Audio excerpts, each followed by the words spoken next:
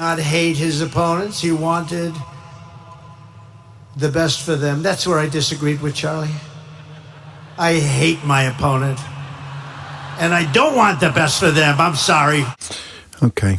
Oh, what a lovely tribute that was to a man whose death was possibly a consequence of, well, probably, I think you can say, a consequence of of his politics, albeit that no, despite the desperate attempts of Trump and his allies, there has still been no particular success in proving commitment to a particular cause. That's just horrible, actually.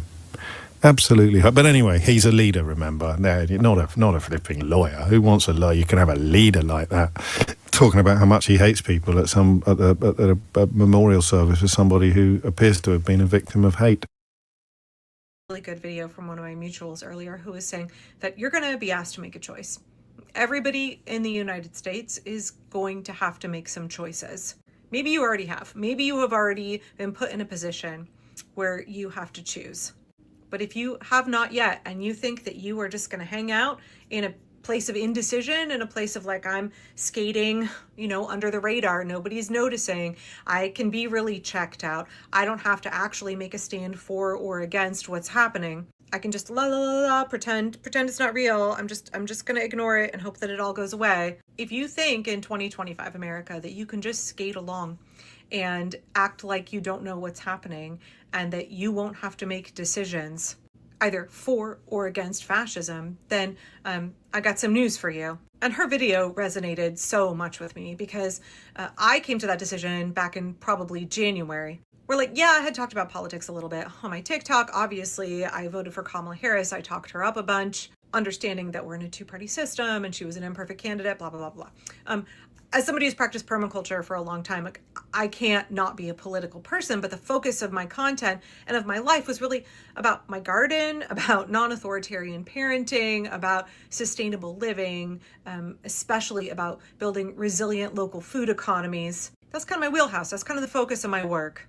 And then back in January, I got to a point where it was really clear to me that Elon Musk and his band of Shitler youth were committing an auto coup. Donald Trump was committing an auto coup, attempting to dismantle the United States of America as a democracy and to institute an authoritarian regime. And I made like a panicked 1 a.m. video where I was like, hey guys, pretty sure what Elon Musk and his little dudes are doing is a coup. I'm pretty sure this is a coup. At the time I was like, I don't have a big platform, but I've got 50,000 subscribers over on YouTube. And I thought like, I'll just say something because I don't know what to do. I feel really powerless, but this is bad. This is real bad. This is not business as usual. This is not politics as usual.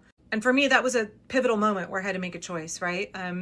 I decided that I was going to use my platform to try and advocate for democracy and to fight against a would-be authoritarian. And that also I was going to get very, very educated very, very quickly. I joined Indivisible. I did a gajillion workshops and trainings to learn about how to undermine an authoritarian regime and defend democracy. I did a whole bunch of trainings on, how to de-escalate. I joined the safety team for my Indivisible. I spend all my time calling my elected officials and writing to organizations. I decided that I would, this is my life now. This is my life now. That was my decision. And I've definitely been in a position where I'm frustrated with friends and family that are still in a place of indecision. It is now the end of September in 2025. I know that most Americans do not nerd out heavily on politics. I know that most Americans are doing the best that they can to keep their heads above water as things get more and more difficult. As our quality of life goes down and down, as the regime cracks down harder, people are just trying to make rent and take care of their kids.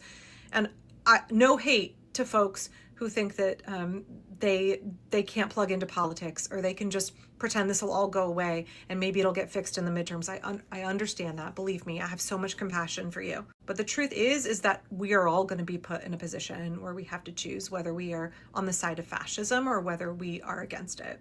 And it could be something really small, like you're a small business owner and you put a Signs for Solidarity poster in your window. It could be that you wear a button that says no human is illegal. It could be that you are willing to cancel your Disney Plus membership and give them an earful about why that is. Really small things like that, those small acts of resistance, just taking up a posture, choosing a mindset of I'm actually not okay with what's happening. That matters We should not be diminishing people engaging in very small acts where they are consciously making a choice to stand for their fellow Americans, to protect vulnerable people who are being targeted by the regime, and to stand up for democracy.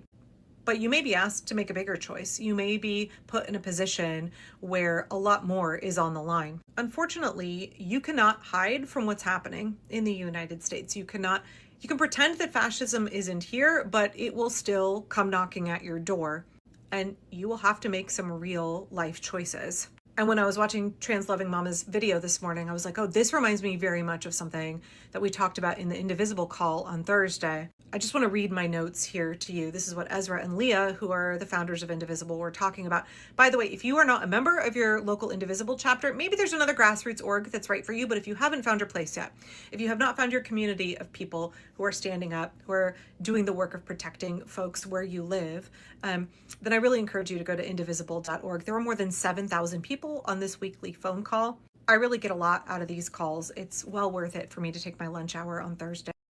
Like, basically, the thing that I think is different between fandom and anti-fandom is empathy.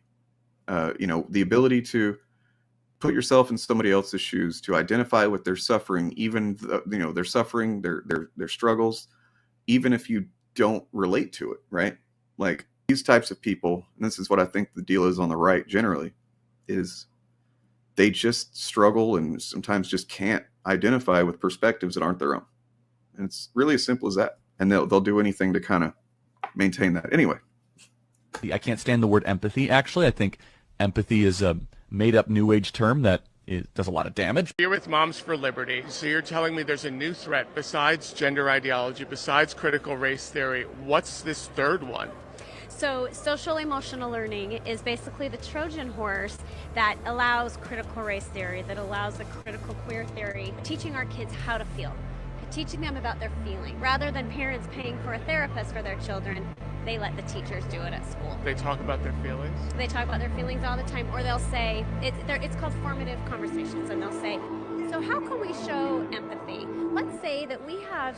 So empathy? Okay, so if the word, let's say they have a word of the week, and the word of the week at my child's school was empathy. And the word, and the teacher started talking, how can we show empathy? And then she says, if you have a friend...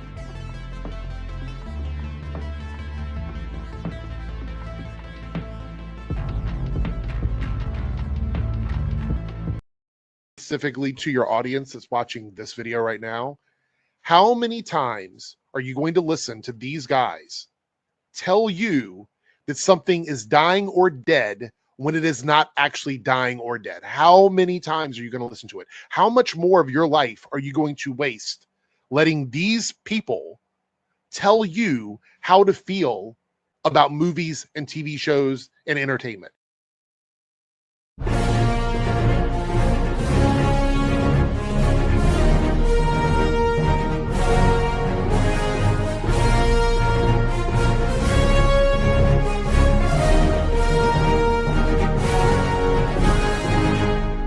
All right, you assholes.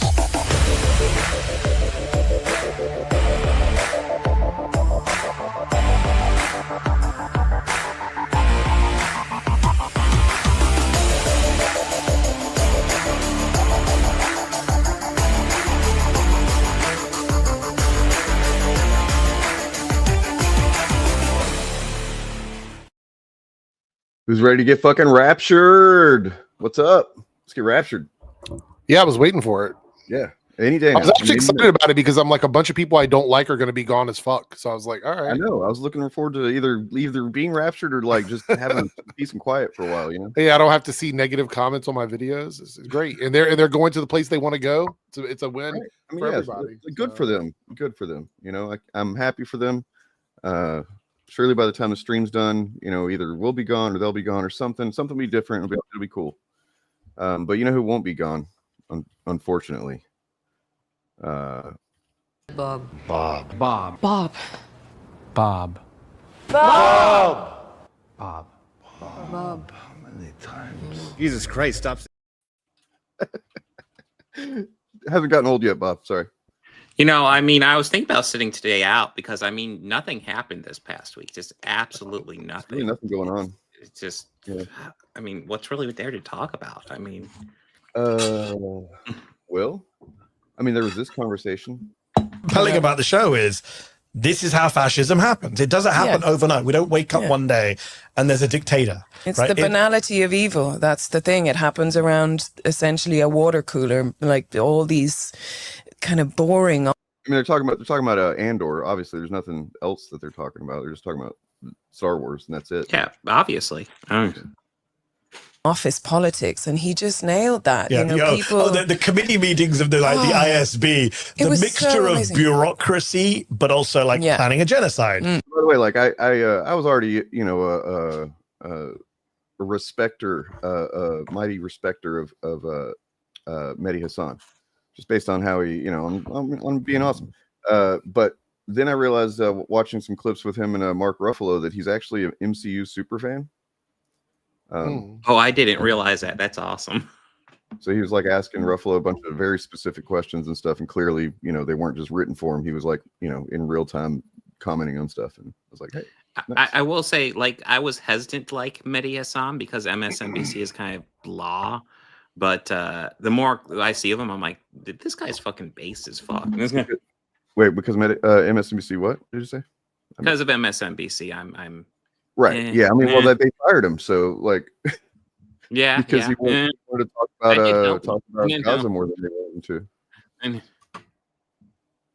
So yeah, he went and started Zateo, which their primary focus seems to be that and other things as well. But you know, yeah, I would check out their YouTube channel if you haven't. It's pretty good. How y'all doing? How's the week going? Will. Doing a early in the week, late in the evening showcast today. So yeah, I didn't know if the chat understood why we were live at this time.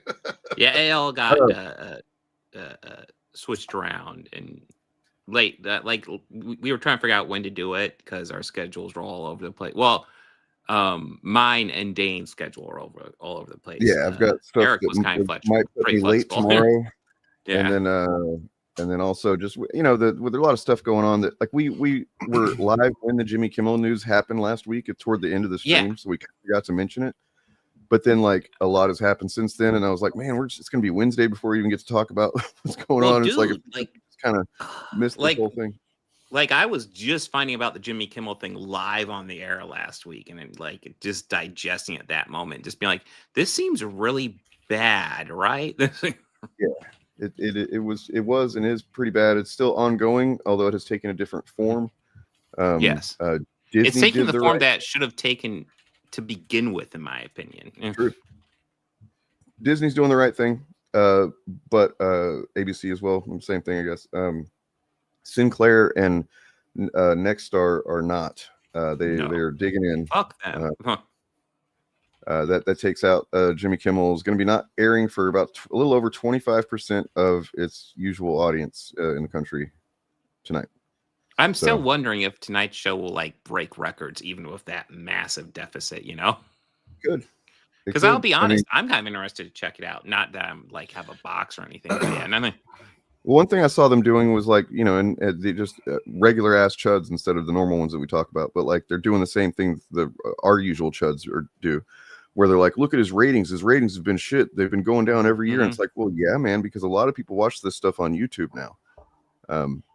You know, you can't. But that doesn't have anything to do with what happened. That's the thing is they keep saying that, but that has nothing to do with it. Like I saw Jester Bell and Nerdrotic both made videos where they said this was probably just an excuse to get rid of him because of his ratings. Number one, he's back, so that was clearly not true. But secondly, the ratings are the excuse. Like if somebody's not doing well with your ratings and it's affecting you negatively as a business, you don't need an excuse to get rid of them. That is the reason why.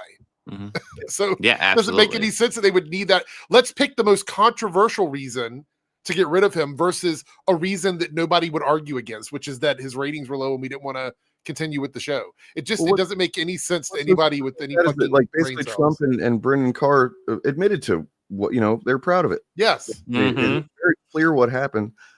Even Sinclair, maybe it was Nexstar or Sinclair, one of the two, said something in their, you know, initial thing about it that referenced what Brendan Carr said on Guess Who's podcast.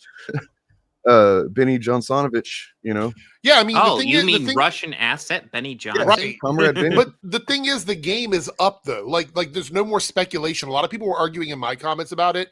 The fact that that Nexstar and Sinclair are both preempting tonight's return of Jimmy Kimmel tells us that it was about the FCC. That that's what it's about, because you can't. There's no. You can't argue that corporations are inherently evil and they're all bad company. Like their argument is that large corporations are bad, right? Like that's their stance on it. You can't argue that and be like, oh, but these two outliers that just happen to side with us on this issue, they're not the bad ones. They're actually doing it because it's against their values. No, Nexstar and Sinclair need the FCC to approve more stations for them to acquire because they have reached the cap. They are at the top end. They can't get any more. So they have to have their help. Wait. You're just going to drop Ryan in? Don't you have some entertaining clips about Ryan? No, I don't have anybody this guy or something. Ryan repeatedly. Oh, I'm sorry, guys. You didn't get raptured? Damn. Oh, yeah. I forgot that explains the Halo. I see. Yeah. I was looking forward to it, man. The Wi-Fi is pretty good in heaven then? Or it is. I mean, heaven is pretty much exactly the same, but there's no Republicans here. Oh, wow. That is It's just me, a load of homosexuals, transgender people, people from all over the sort of racial spectrum and sexual spectrum. Yeah, it's really weird. No conservatives at all. Wow. Interesting. So I talked about this on one of my streams, but I wanted to make sure that this is just known more, because even in the article that this is from, the Hollywood Reporter article, what did I say? They kind of buried this in like the 7th or 8th paragraph or something, and I took it and put it right there on the on this image. But like that paragraph, the situation became a safety issue as Disney employees saw their emails doxed. Per the first source, some even received death threats. Disney wanted Kimmel to address the situation in a way that would turn down the temperature, but he planned was going to fan the flames with the MAGA fan base. So this is just like terrorist threats were a part of this. This tracks, though. I mean, this doesn't surprise me at all. This is typical behavior from a lot of the crazy people on that side of the aisle. But no, it's Antifa is a very organized, violent gang that's doing all kinds of violence and stuff. Yeah. I kind of go back to something I was saying a little bit ago, because I did want to add some context, because I did offline. I did watch the Nerdrotic video on this, and his argument wasn't even that the ratings were bad or anything. His argument was what Jimmy Kimmel said was so offensive that only made sense to take it down. It was just like, are you one of those free speech guys? Like, I want to remind people that free speech exists specifically to protect offensive speech. That's the reason it exists. If we were all saying stuff that everyone was okay with, there would be no reason for free speech to exist. Add to it what he said. And Nerdrotic knows that. He knows that's what it's true. Well, I mean, let's go over what was said again, because at that point, I don't even think we fully realized what it's been said. That was last week whenever it popped up at the end of the stream. So it was the thing that they're saying it's about. The thing that they like to say is that he made a factual error in saying that it was a MAGA guy that shot Charlie Kirk, when that is not what he said. In fact, I mean, I the only thing I'm willing to give them is that his word choice could be taken either way. And I understand, that they're probably too dumb and bad faith to want to give any grace on the fact that it could be taken Although, either way. when it comes to defending these chuds, they will go out of their way to be like, oh, you're misunderstanding. Right. When it comes to Charlie Kirk, I can't believe the number of times I want to reiterate, missing context. I don't care if it offends them. I want to reiterate this. Right. I don't give a fuck. The free speech protections we have in this country gives us the right to offend people. Well, and the thing is, it's not the thing that they're saying it's about that he said isn't even really that. And if you watch the whole clip, you can tell what it's really about, what Trump actually got upset about, which is being called out for not giving a fuck that Charlie Kirk was dead. A day, 2 days later. Well, there's that, and there's also the fact that in that bit, he's talking about how Trump is desperately distracting from Epstein, which is true. Yes. Two topics Trump desperately doesn't want to talk about right now: Epstein and the fucking economy, which is tanking hard, and healthcare, because that's why they're not. That's why most of the House is out right now, and we could possibly end up with a government shutdown because they don't want to address any of the healthcare shit that's going on. So, and just the fact that he's supposed to be, you know, that Charlie Kirk was supposed to be really important to the MAGA movement, and everybody's so sad, he's so, you know, distraught over it. They were friends with him, right? He was their Even friend. though most of these people never talked about him until this happened. But well, that's what we're going to get into, something with it related to that, because here's the thing. I did a good bit of research on well, TPUSA, who funded it, who funds it, Charlie Kirk's I'll say it, grooming process from whenever he was a younger man to where he was when he was killed, which, to reiterate, shouldn't have happened. He should not have been killed. That's the position, I think, of everybody here. Nobody here thinks. Yeah, I mean, yeah, it's murder. I know it's a I've had bold people. stance, but I yeah. want to reiterate this here one more time, because I had people in my comment section trying to straw man my position on this. I have said many times I don't agree with gun violence at all. Period. So obviously that means that I don't think this should have happened to him. However, him as a person, I didn't like him, and I'm apathetic to anything that was going on with him in his life. But I will not condone violent acts with weapons. That's, I mean, I've said it so many times, and they keep straw manning me in my comment section. It's like, well, yeah, they don't know how to engage with things with any kind of nuance, or they don't want to typically, unless it's to defend their own shit. But I mean, yeah, nobody here thinks it's good. Nobody here celebrated it. You know, yeah. To any degree that I've you know, started kind of poking fun about it, it's because I realized after several days of being very reverent and not being a shithead about it, that many of these people, if not all of them that I've seen, are being really disingenuous and using this as a fucking cynical cudgel. They're basically, as I said the other day, they're figuratively grabbing his corpse by the leg and beating people with it. This is why we can't be this. Look, I'm gonna just be honest about this. This is why we cannot be, like, we can't give grace or any sort of cordiality, is that even a word, to the people that are out here saying this stuff, because if we are actually genuine with them, they don't care. They will continue to try and say negative things about you, even if you're basically licking their ass on this. Like, that's just the reality of it. Nerdrotic's response is the perfect example. He doesn't think this is too offensive. He doesn't think this is beyond the pale. The only reason he doesn't say the N-word and worse on his stream is because he's on YouTube. That's the only reason. If YouTube allowed him to say whatever he wanted, if YouTube were as free speech as the Constitution, he would be saying it all. So here's some there's previous. nothing he wouldn't say. He doesn't say the sorts of things that will get him demonetized, not because he believes they're too offensive, but because they'll get him demonetized. That's it. Exactly. Yeah. Here's some previous examples of his takes on, you know, punishing people or having them fired for their speech. You know, it's pretty clear where his position was prior to September 10th. And then suddenly, on a dime, it shifted. Yeah. And yeah, we looked at that last week, and you know, it's pretty obvious. I'm going to say it's pretty shocking to me, because they could have literally made it so we didn't have anything to say about them if they would have just shifted their position on this slightly. Because if they would have been consistent in their feelings about this and their positions on this, I would, and I said this in my video, I wouldn't have had anything to say about them, because they would have been aligning with their own pattern of logic, right? So Disney is awful, right? They virtue signal. Yeah. They could have ran with that. They could have ran with that. They shouldn't have got rid of Kimmel. This is just more virtue signaling from Disney. All the people that supported Disney, you believe virtue signaling. You know what I mean? They could have ran with that one. On Disney's against free speech. Yes. Yeah, 100%. They could have done that. And then they also would have proved that they're not all in an echo chamber. There was a couple of different things they could have done in this position that would have worked, but they decided to side with white nationalist, alt-right bullshit, authoritarian government shit, when they could have just said, we are free speech 100%. We don't like Jimmy Kimmel, but we think that what is being done here is wrong. Like other people have said. There's other people in the industry that have said the same thing, who are also conservative, also on the other side of the aisle. Tucker Carlson has been very outspoken about this. I think even Ted Cruz has been outspoken about this. Marjorie Taylor Greene has been outspoken about this. But the worst people you know are making good points right now.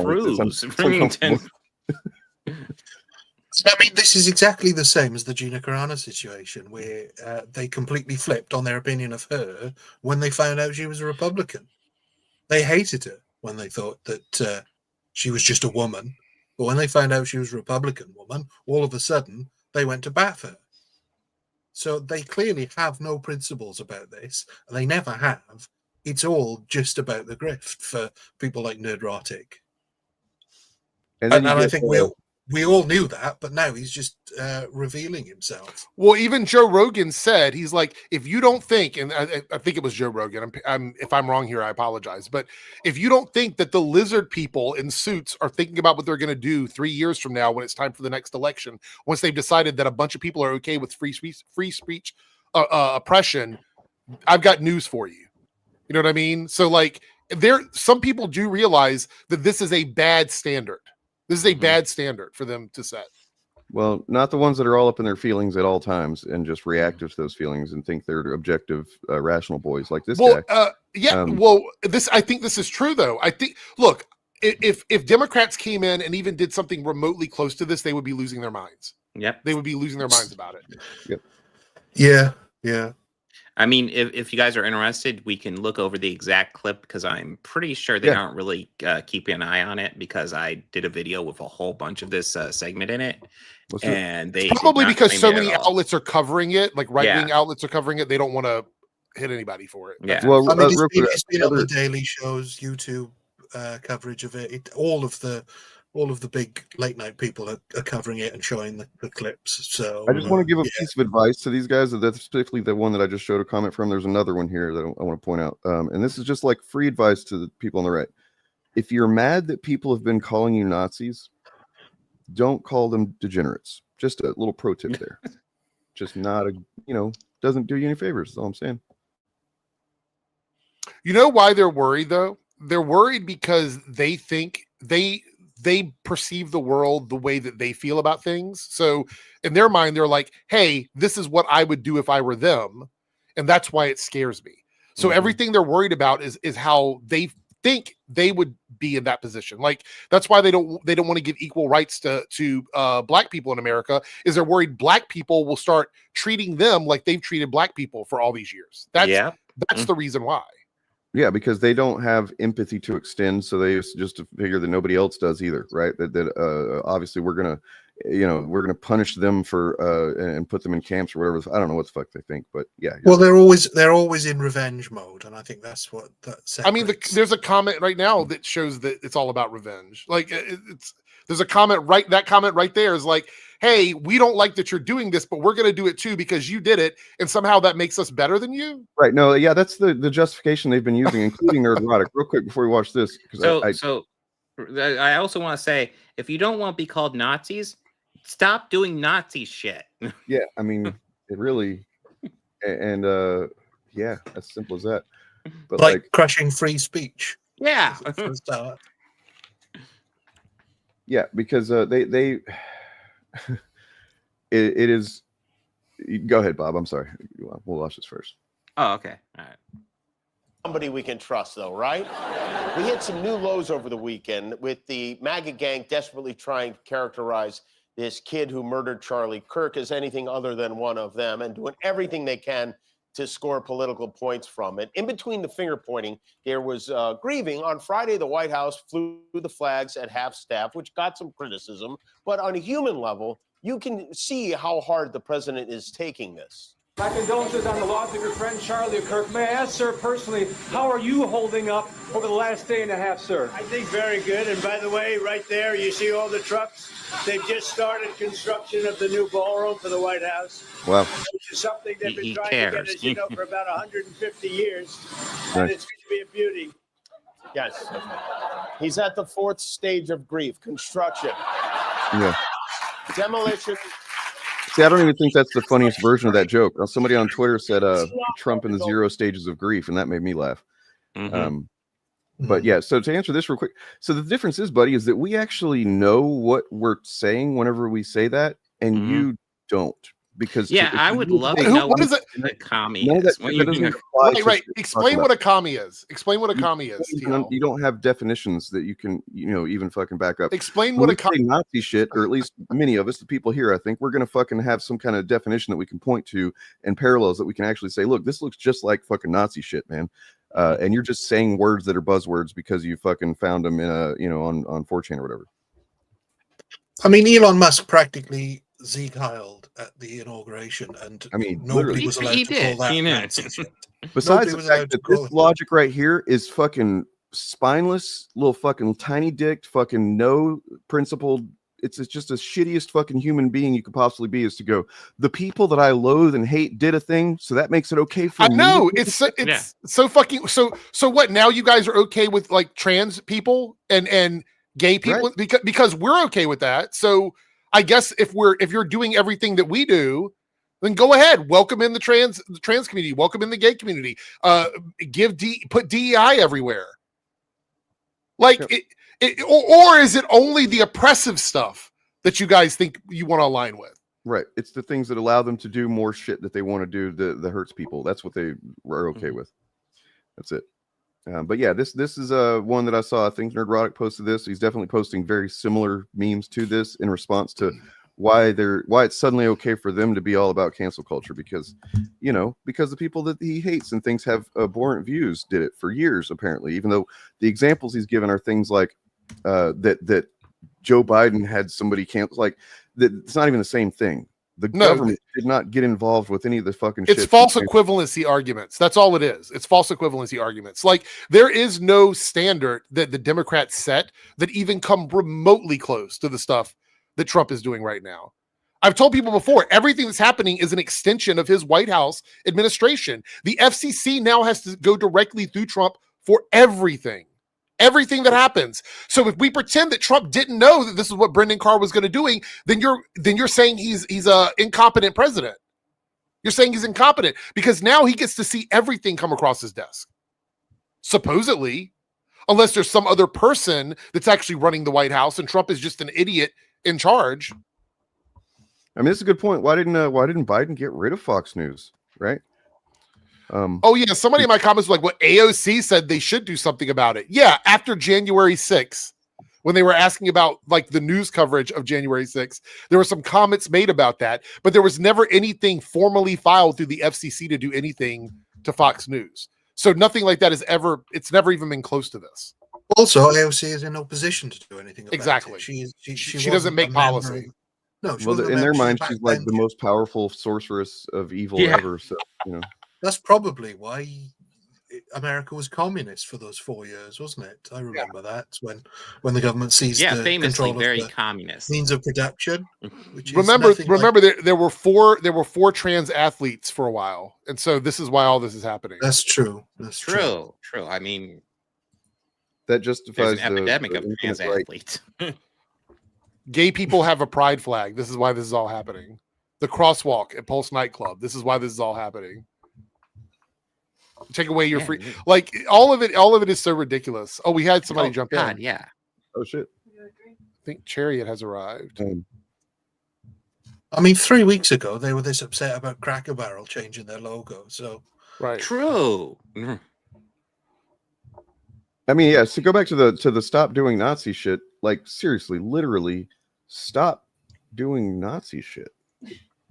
And also evil sorcerer shit. So what I pointed out on my YouTube post with this image that I made here, or put these together rather, is that at that top image there, just think, at one point everybody in that picture was calling for the release of the Epstein files. I do want to bring this up. Yeah, there are 3 House seats up for grabs right now in Arizona, and the Democrats are almost guaranteed to get them. So yeah, I do have. There's a video that my downloader wasn't working, unfortunately, but I do have a video that we could look at really quick that shows the parallels between, greasy vampire Stephen Miller's speech and things that Goebbels said, because it is. Dude, be careful. I was like, do not say maybe they're Stephen being Miller. I was just gonna say, don't say Stephen Miller's name too much. It will summon him. Okay. Oh, be careful. Okay. Yeah, like I was like, maybe there's some parallels or whatever. No, he pretty much just plagiarized him in some spots. It's fucking crazy. Welcome, Chariot. Yeah. Welcome. Oh yes, hello. Sorry for doing this to the gay community. Oh yeah, exactly. Yeah. Because Chariot joined the stream. I'm sorry. Yeah. I can't tell you how many videos I've seen with people saying, what is it? Leah Thomas caused all this, and I'm like, what? It's true. She had too much swag. Yeah. Leah Thomas, the person I can't argue with that. They say dominated everything, and only like one a race ever in her career, but right. dominated. Which was that the one that basically got Riley Gaines or something like Yeah. that? Yeah, That's the one Riley Gaines has been able to grift off of quite nicely. Oh yeah, the big grift. On that Oh one. yeah, Riley Gaines had her ass handed to her on Piers Morgan the other day. So oh good, that was kind of funny. Hear that? Well, yeah. Did we want to look at any of the? I mean, we do need to, but like, essentially, here's a snippet. Not hate his opponents. He wanted the best for them. That's where I disagreed with Charlie. I hate my opponent, and I don't want the best for them. I'm sorry. Okay. Oh, what a lovely tribute that was. Yeah. To a man whose death was possibly a consequence of, well, probably I think you can say a consequence of of his politics, albeit that despite the desperate attempts of Trump and his allies, there has still been no particular success in proving commitment to a particular cause. That's just horrible, actually. Absolutely. But anyway, he's a leader, remember. No, not a flipping lawyer. Who wants a lawyer? You can have a leader like that talking about how much he hates people at a memorial service for somebody who appears to have been a victim of hate. Yeah, I want to point out there was an article that came out a couple of days ago. Yeah, that's the one, NBC News, that shows that the reason why they've stopped kind of talking about the details is there's no evidence that can really nail down anything they've said about this person. And this person still hasn't gone to court yet. That's the other thing. All of this is happening and not been to court yet. Mm-hmm. Yeah. Oh, I mean, based on everything we've seen, if I had to guess, I'd say he had no strong political opinions either way. Not really. But that he was raised in a culture that lionized guns and... Yep. So, I mean, he clearly started breaking towards not necessarily leftist ideology, but like more humanist kind of, I guess, views. It's, I guess, since he went to college or whatever, which is one of the reasons they hate, their kids going to college. So, I mean, I would say that, like, honestly, if he had actually been kind of scooped up by some, specific leftists and taught some ideology, that he would have been far less likely to actually shoot Charlie Kirk. Because that's really not a way to achieve any kind of a goal, to just kill one guy who basically had kind of fallen off in terms of relevance, to be honest. Mm-hmm. Accidentally canceled Bob. How dare you? All right, so I got the clip here of Trump on Air Force One responding to the Jimmy Kimmel situation. Oh yeah, which is great.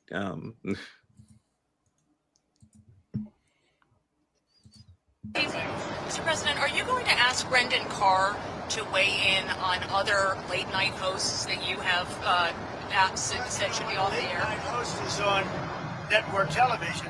There is a licensing. I'll give you an example. I read someplace that the networks were 97% against me. I got 97% negative, and yet I won easily. I won all 7 swing states, popular, I won everything. And if they're 97% against, they give me only bad Who cares? press. Yeah. I mean, they're getting a license. I would think maybe their license should be taken away. It will be up to Brendan Carr. I think Brendan Carr is outstanding. He's a patriot. He loves our country, and he's a tough guy. So we'll have to see. By the way, up to Brendan Carr. Brendan Carr has to get everything approved through Trump. Maybe take away their license. Yeah, he has everything that Brendan Carr does has to get approved by Trump. So whatever he's saying is like, yeah, he could do it, but it's going to have to go through me first, right? So, by the way, I also want to point out, I put a screenshot up of that quote, and I had people telling me that quote wasn't about Jimmy Kimmel, and I'm like, no, it absolutely was about Jimmy Kimmel, because the question they asked was about late night talk show hosts. He was asked about late night talk show hosts. It's absolutely about Jimmy Kimmel. Yeah. I love that they called it a press gaggle. He held a press gaggle on his plane, not a press conference. Seems kind of like a low-key insult, but by the way, Donald, looking good, man. Just looking really good. Keep it up, bud. This is what peak masculine performance looks like. His face is still drooping. His face is still drooping on one side too. Yep. Apparently, if I want to look better, I need to bleach my hair like gold and then spray paint my face gold as well.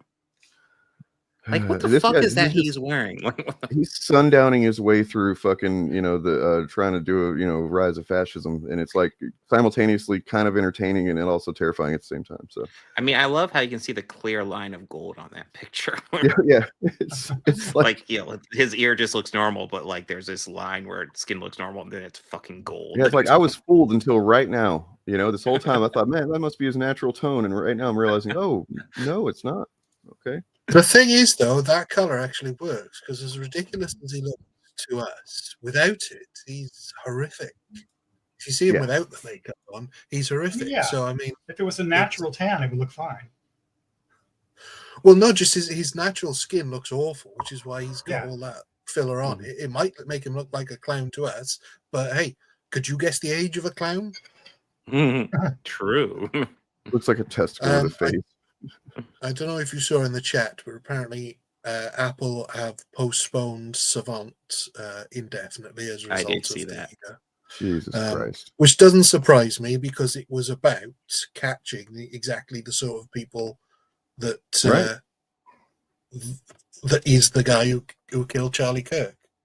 Yeah. I mean, yeah, I don't know, man. That sucks to hear. I would have thought. I mean, I don't know what I would have thought, but I would have hoped that Apple would not fucking.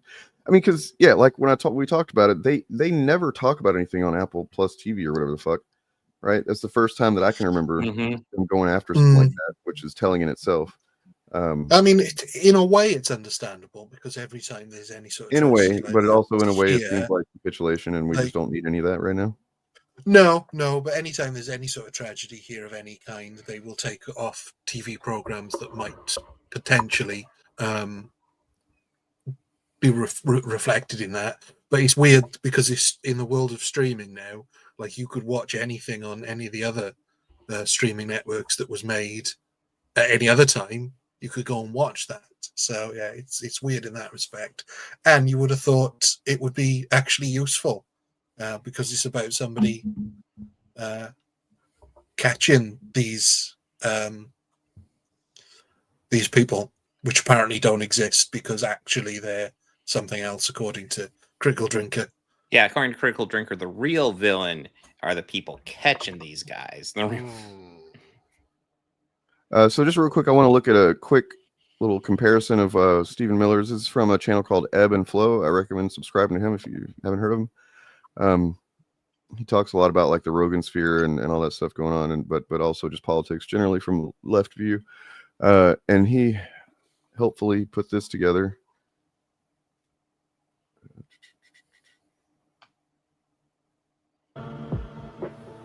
That you cannot withstand my strength. And the warrior whispers back, I am the storm. Erica is the storm. We are the storm.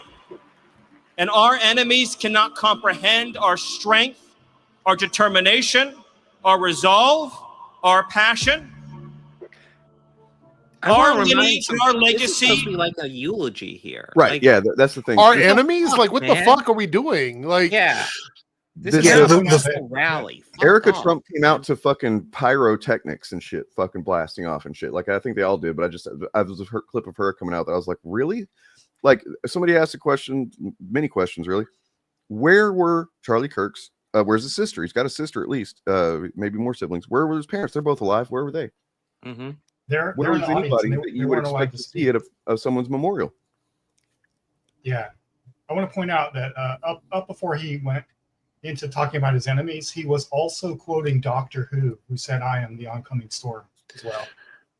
Yeah, So- I was that rung a bell with me because Yeah. didn't that become a meme of like responding, "I am the blank"? Yeah, for a while it did. I mean- And then there was something else about the devil whispering in your ear.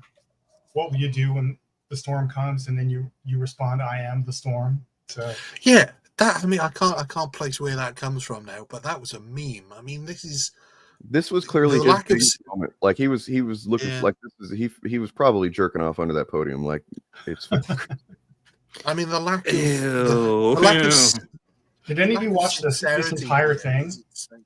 No.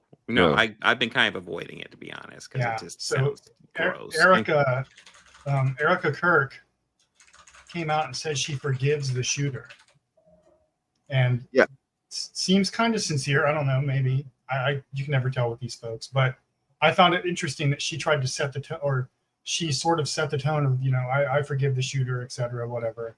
And then all these other dudes come out and shit all over that sentiment. Yeah, absolutely. And did you see Trump tried to mouth kiss her? Yeah. Really? Yeah. Whenever that's so gross. Like she came up and they hugged. They hugged. They did kind of marginally like iffy on its own, but like when they first kind of embraced, he clearly tried to just like plant one right on her lips. I mean, in his defense, I guess it's not like he can get any kisses from his wife. So it's true. I mean, they're literally apparently not sleeping together anymore. So which might. I mean, she has got a bit old for him now, though, hasn't she? So that's true. The kiss-proof hat she wore at the inauguration should have tipped us all off. Yeah, that thing would like slice the top of his skull off if he tried to lean in for a kiss. Hails back if only to Athens, to Rome, to Philadelphia, to Monticello. Our ancestors built the cities. They produced the art and architecture. They built the industry.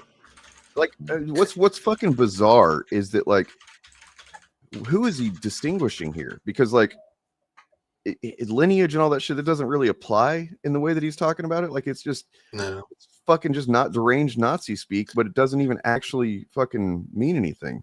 Oh, it doesn't map onto reality at all. I mean, the things I picked out, if you've got to point back to your ancestry in Athens, I got something to tell you about the Greeks, pal. Yeah. That, they were very heterosexual. They were completely heterosexual, and didn't have any. They would not have been in the Epstein files at all. They Also, definitely wouldn't have. True. He doesn't look black to me. He's talking about the country. That was the other thing I was going to say, that we built the industries. Did you know? That's not how I remember it going. They didn't build stuff. Right. Erica stands on the shoulders of thousands of years of warriors. So, well, I've noticed it before, but it just became very clear that this is just a thing. He's got this tick where his head kind of cocks to the right, and he's like, have you guys seen that?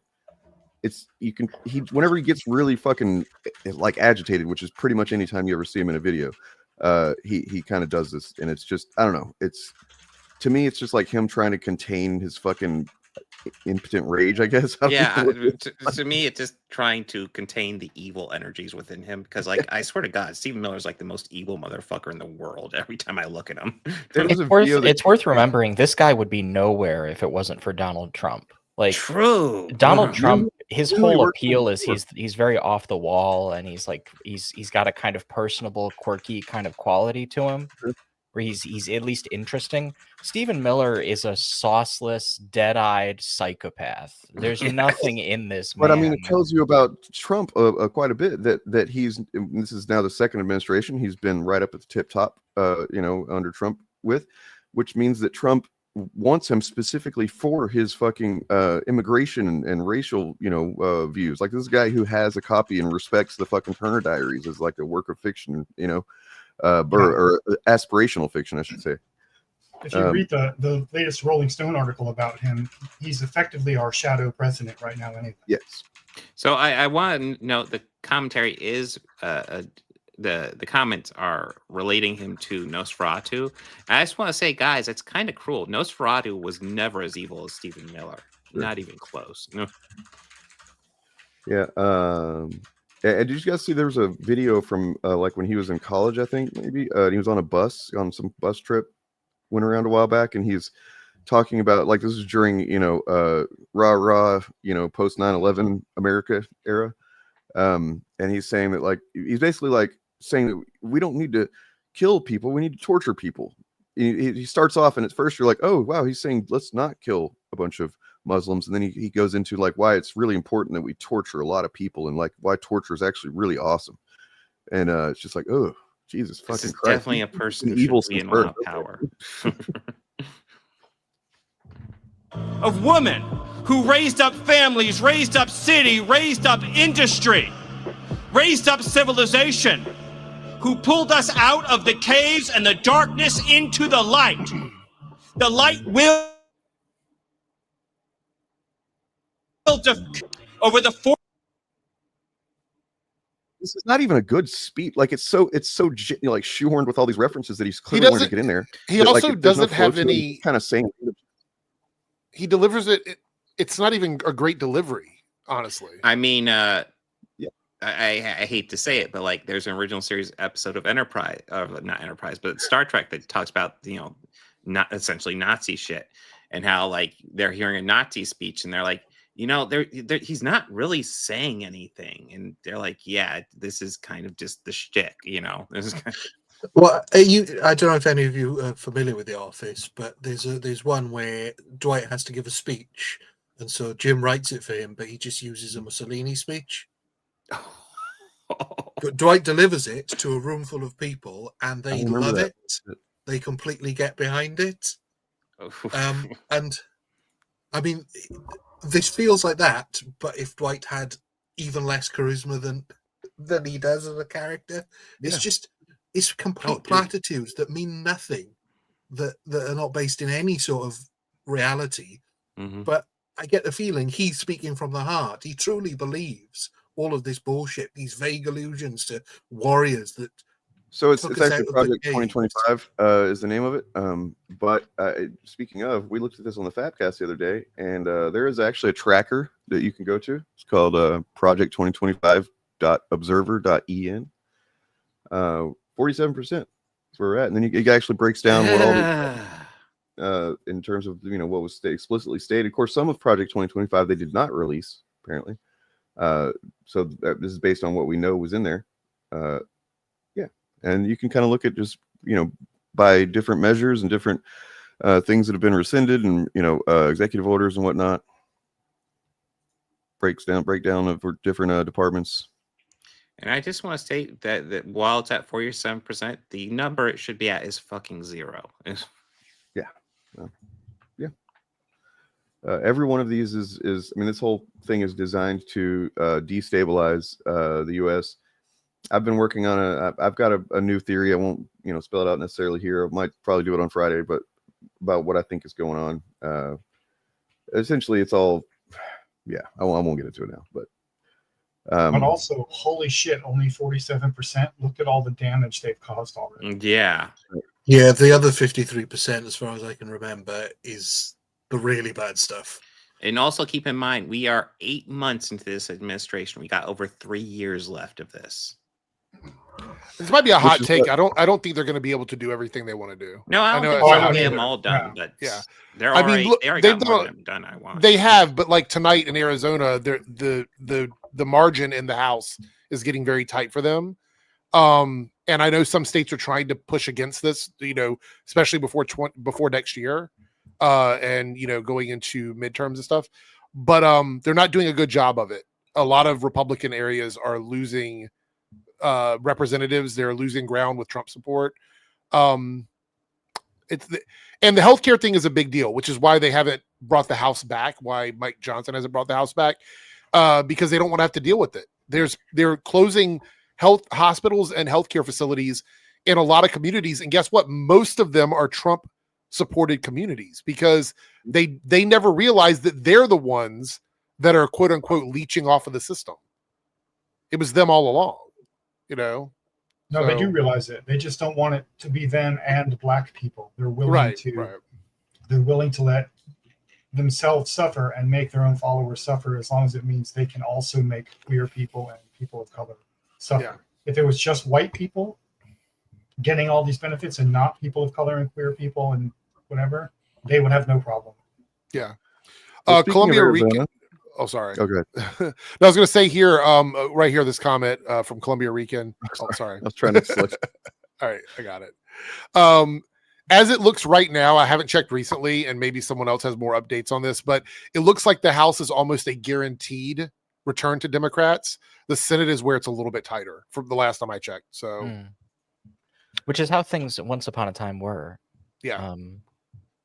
I mean, Don't fuck it up, Dems. Don't fuck it up. Yeah. Man, I'm not gonna lie, favorite. I am getting sick of how skilled the Dems are at fucking things. Yeah, I've forgotten that the Democratic Party is the Democratic Party.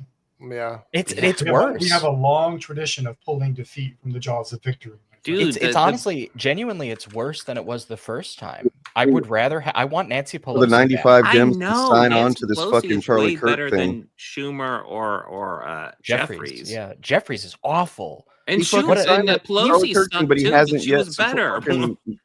He hasn't fucking. Look, he just hasn't endorsed Ron crafted- Donnie yet, so.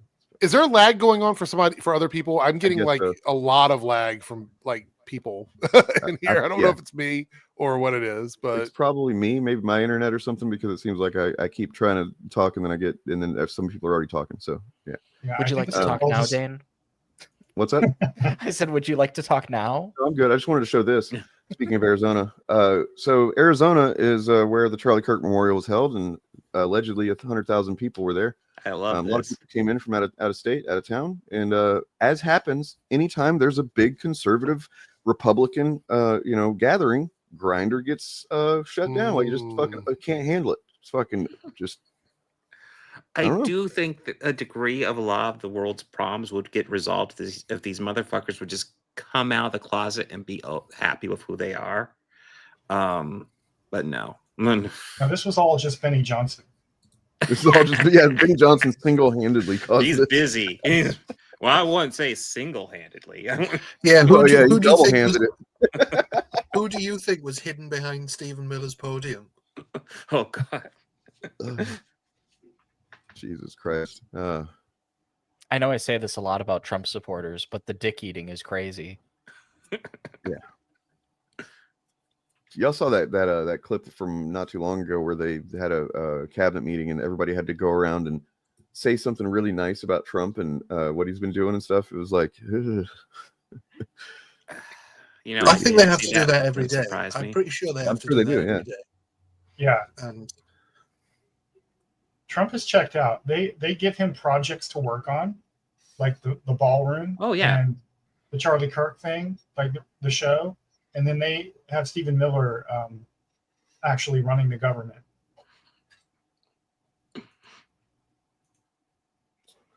It wouldn't surprise me at all because Trump does not seem. Well, I don't think Trump cares. Trump likes campaigning. That's it. Yeah. It is he likes talking, I think, more than anything. He likes talking and he likes making sure that people listen.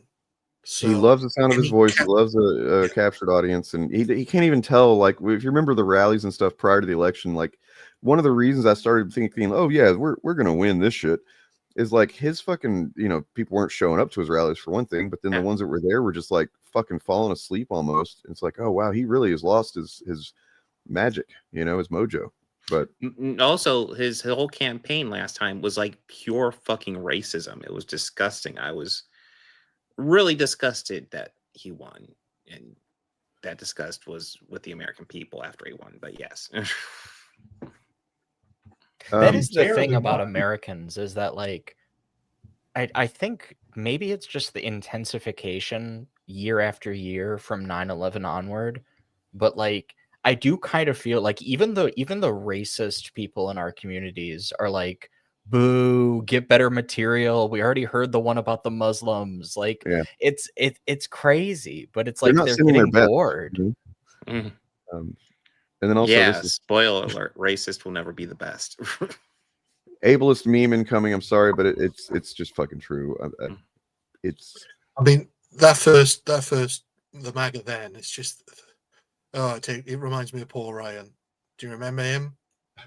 Yes. Vaguely, yeah. Yes. Oh, he did a photo shoot where he was posing with gym equipment, and this just brings that all back. He was the bright, shining star of the Republican Party. I think he'd been Tea Party, and then he went into, because he lost, he went into corporate something or other, and now he's making billions probably. But God, I miss those days.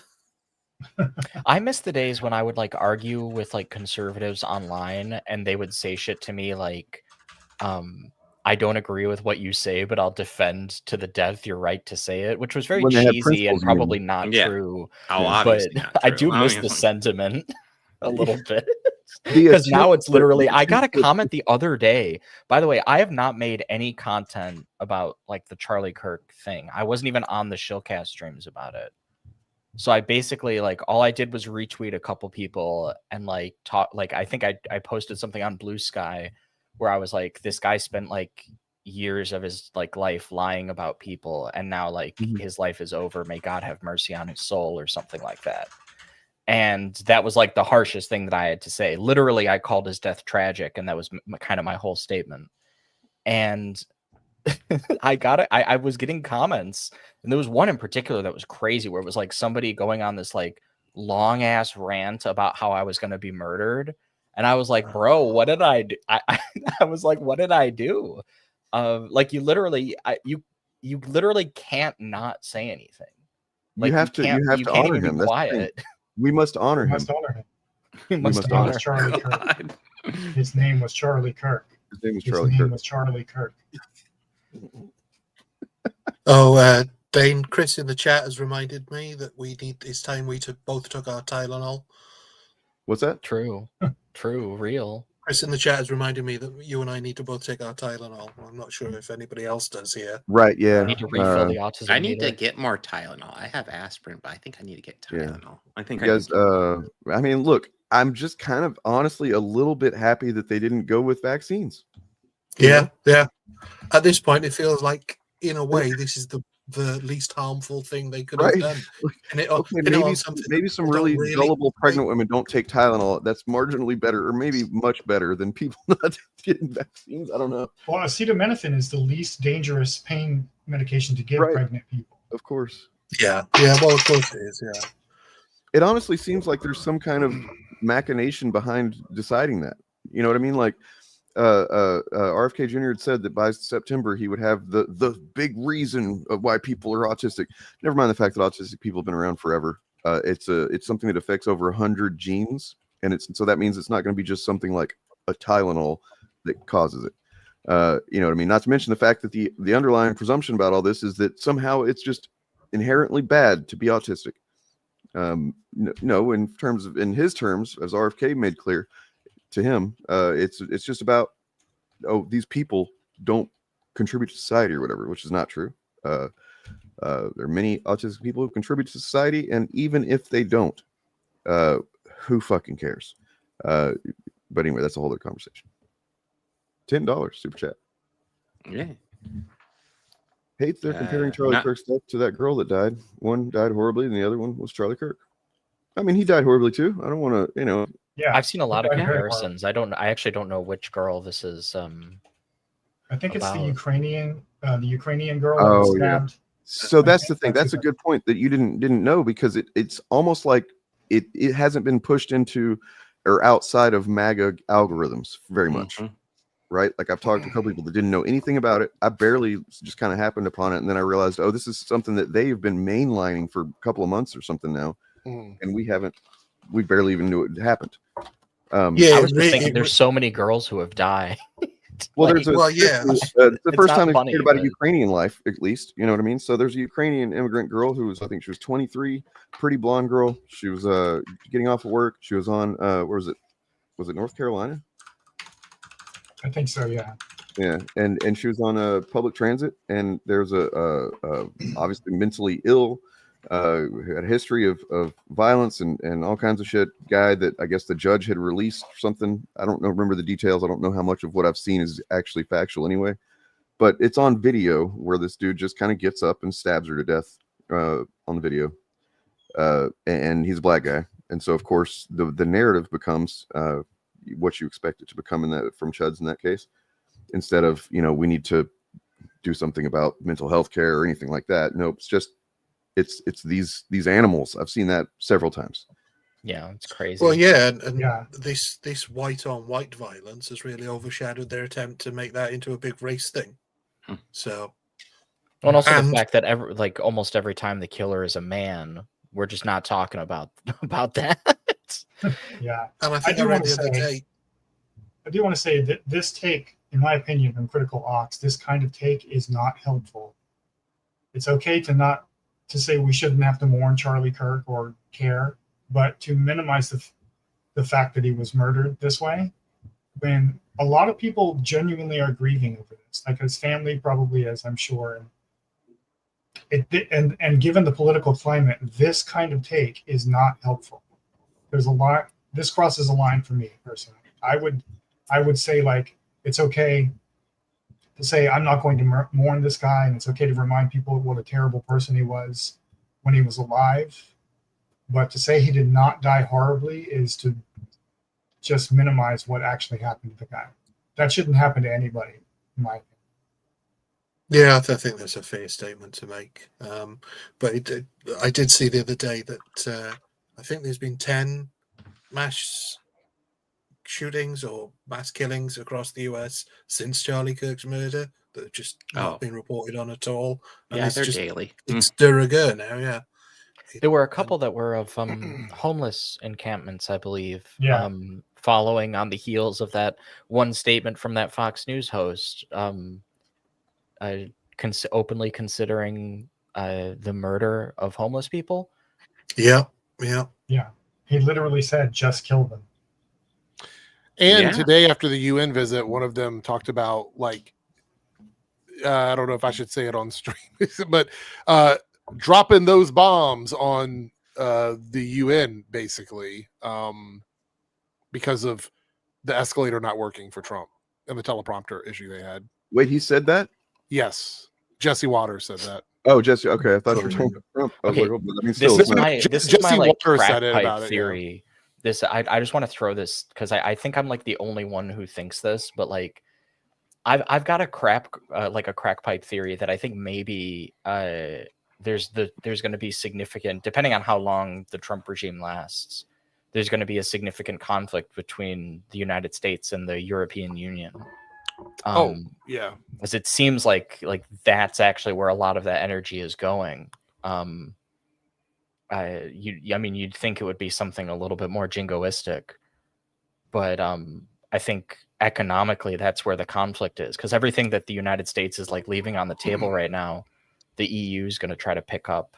And every like trade partner that the United States has like snubbed in the most horrific way possible, i.e. like China, they would love, as I think we saw in previous years, they would love to be doing more trade with the EU. Well, we talked about it the other day that like Brazil and China both just said fuck the US, and they started doing their trades with each other with soybeans and stuff like that. So they're just leaving us out of the loop altogether. You would think it would be the issue with the EU is that they're not particularly pleased with China either. They've not got a good relationship with China. So Europe, that famously not racist place. Yeah, I'm sure there's not going to be any hiccups there. Well, I mean, so like you said, you would expect it to be more jingoistic, except if you look at like what he said today at the UN, what everything that he's done when it comes to international relations, he's serving the interests of Putin. Seems to me pretty clear. Like this is all, everything he's saying and doing is in an international sense, and even just domestically seems to be designed to put the U.S. in the worst position possible in every context. Yeah, well, it's pretty clear at this point that the American right really admires the structure of oligarchy. Yes. I think that the one counter to that was I think he was genuinely annoyed that Putin completely ignored everything that they talked about during that little mini summit they had in Alaska. I think he's genuinely getting annoyed that Putin is treating him like a child. Yeah, well, I mean, dictators don't really have friends, right? Well, no, and everybody knew that Putin was laughing at him behind his back. But I think even Trump's starting to realize that now. So that's a brief glimpse of light, is that... Well, I mean, there are so many people that work in intelligence that he should have listened to, that were almost certainly, giving him, reports of what Putin's about, how he operates and stuff like that, because the guy is old school fucking KGB. Nothing he does is without an underlying motive.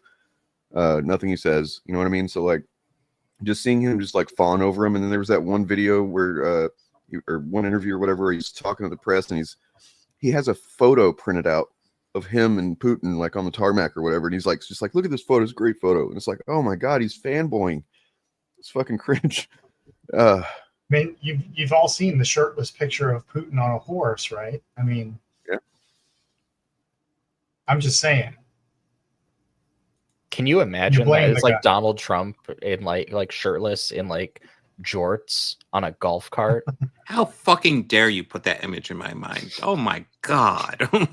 Bob was literally just saying eating. Putin looked good, but ew. It would be like stripping like the cheese off a piece of pizza and sticking it on top of one of those little plastic tables that they put on the pizza to stop the box from touching it. That's what I'm picturing. I'm gonna have to duck out. I have to vomit just uncontrollably now. But I guess we should all thank Trump for paving the way for China to be the global hegemon of the 21st century. So, yeah, that we're thanks, over here. I guess. Kind of DEI to me. You know, it seems kind of forced diversity to me. You know what I mean? Yeah. Look, everyone has their shot of being an empire, and that goes around in a circle. So it's China's turn this time, obviously. You guys had your time. We had ours before that. We all did horrible things to foreign countries. That's what happens. So I have a brief video I'd like to look at that, and then you guys can let me know if you want to go down a bit of a rabbit hole after this. If you know, it's up to you. But this is a video from Secular Talk, Kyle Kalinske, and certainly you've all experienced some of the just the bizarre posts about Charlie Kirk over the last couple of weeks. You know, like liberals who have like come around, they've watched his clips, or they didn't know who he was, and now they see that conservatism is the way or something. Have you seen that shit? Listen, all I've been dealing with, like, I've been dealing with in real life too, is that apparently every racist and bigoted thing Charlie Kirk has ever said in his entire life has been taken out of context. Right. Yeah. Yep. So just check this out. I have to say, man, in the wake of the Charlie Kirk shooting, shit is weird, bro. Shit is getting really weird. So clearly, you know, Kash Patel and Dan Bongino and MAGA, they were desperately trying to make this not only a left-wing thing, but tied to like left-wing organizations. That fucking nothing came of that. That was always a fucking pipe dream. The idea that there even are like highly organized, violent left-wing organizations is fucking preposterous. It's just not the case. It's just not the case. So there was that. But then also, there's strange things were happening on social media, right? And I noticed one the other day. There was this weird, like, drawn-out tweet where people would say stuff like, I'm a Democrat, I've always been a Democrat, and I decided to take a look at what Charlie did, and I watched a bunch of his debates, and now I can say, maybe I prejudged him. Maybe I prejudged MAGA. In fact, now I'm registering as a Republican after seeing what he stood for. And I remember reading that going, there is a 0% chance this is real. 0. Right? Yep. Well, guess what? It's been proven that that's the case. So look at this. This is literally the tweet in question. As a lifelong Democrat, I didn't know what to make of Charlie Kirk. I've since spent several lunch breaks watching his debates, full videos, and I've come away with the impression that we got him all wrong. The reaction from those on my side of the aisle have really made me, and then it goes on to basically say, like, I'm disgusted by my side's reaction, and so now I'm going to register as a Republican. And as you can see here, multiple accounts. I was just going to say, I love how it's verbatim. They're not even clever about it. They can't even write multiple versions of this. I mean, it's literally the exact same thing when we see review bombs, and we find the same review written verbatim by different accounts, review bombing on the same site. It's like, this is so fucking fake and artificial. Right, but this. Well, I don't know if he goes. There is a certain segment of people who this probably works for. Like they see this and they makes them go, oh, maybe I need to rethink. You know, I don't know. I don't know if he goes into it here, but at least, well, the Eric one is definitely a bot, and I assume the others are bots. And somebody tested the Eric one, and yeah. Just normal comments, right? And they're all they're all verified too, so you know you can trust them. Well, like I said, I don't know if he goes into it in this video, but somebody somehow gave the Eric one like a command, a bot command, and it responded in bot fashion. Mm-hmm.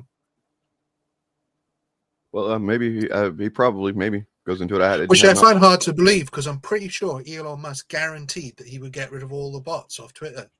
So that is true. He did say that. Yeah. It's like the most botted website of all time. I mean, he also said every year since I think 2014 that next year we were going to have fully autonomous driving, so drive self-driving cars. So maybe yeah, we've been supposed to be on Mars like 5 times now. Yeah.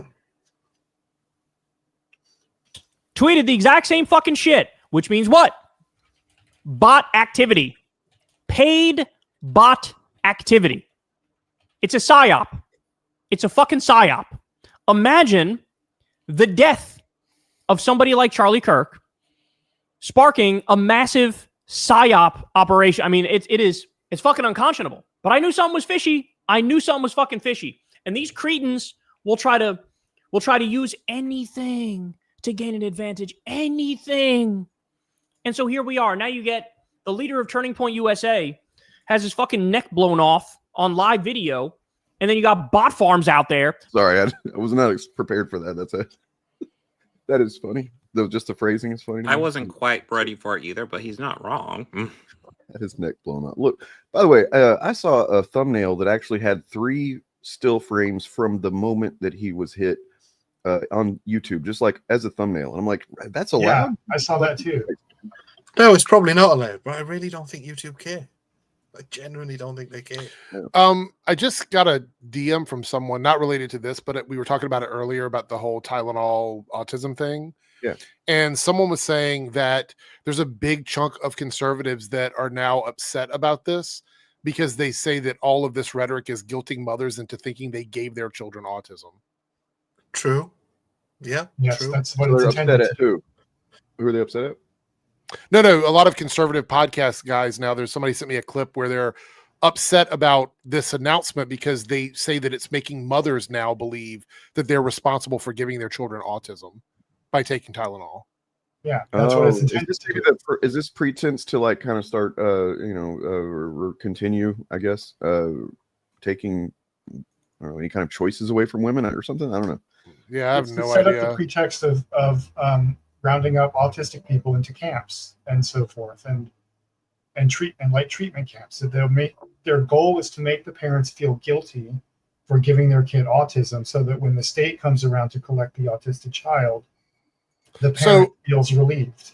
I mean, I have a clip here from a conservative podcaster that's pretty well known in like the Christian community. Okay. It's like a 1-minute clip, but we don't have to look at it right this second. But he pretty much talks in more detail about why they have an issue with it. So it's not so clear cut as I guess they thought it was going to be. Oh.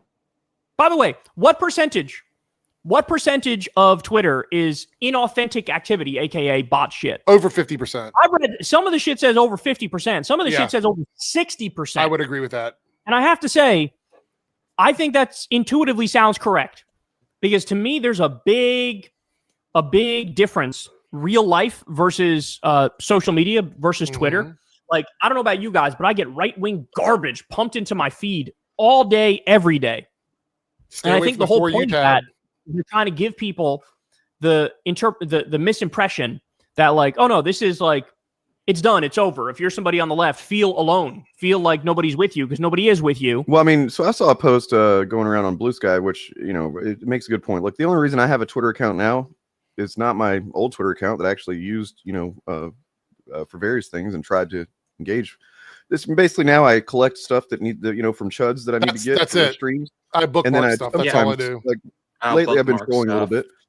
Sometimes I'll promote my stuff, but I do not post original content on Twitter. But I saw a post, like an article that was written a couple months ago, I guess, but like there's literally no practical reason for you to be there, and in fact, there's reason why you shouldn't be, because it's probably fucking up, to some degree. It's just bumming you out, no matter how much you realize it's all bullshit. Yeah.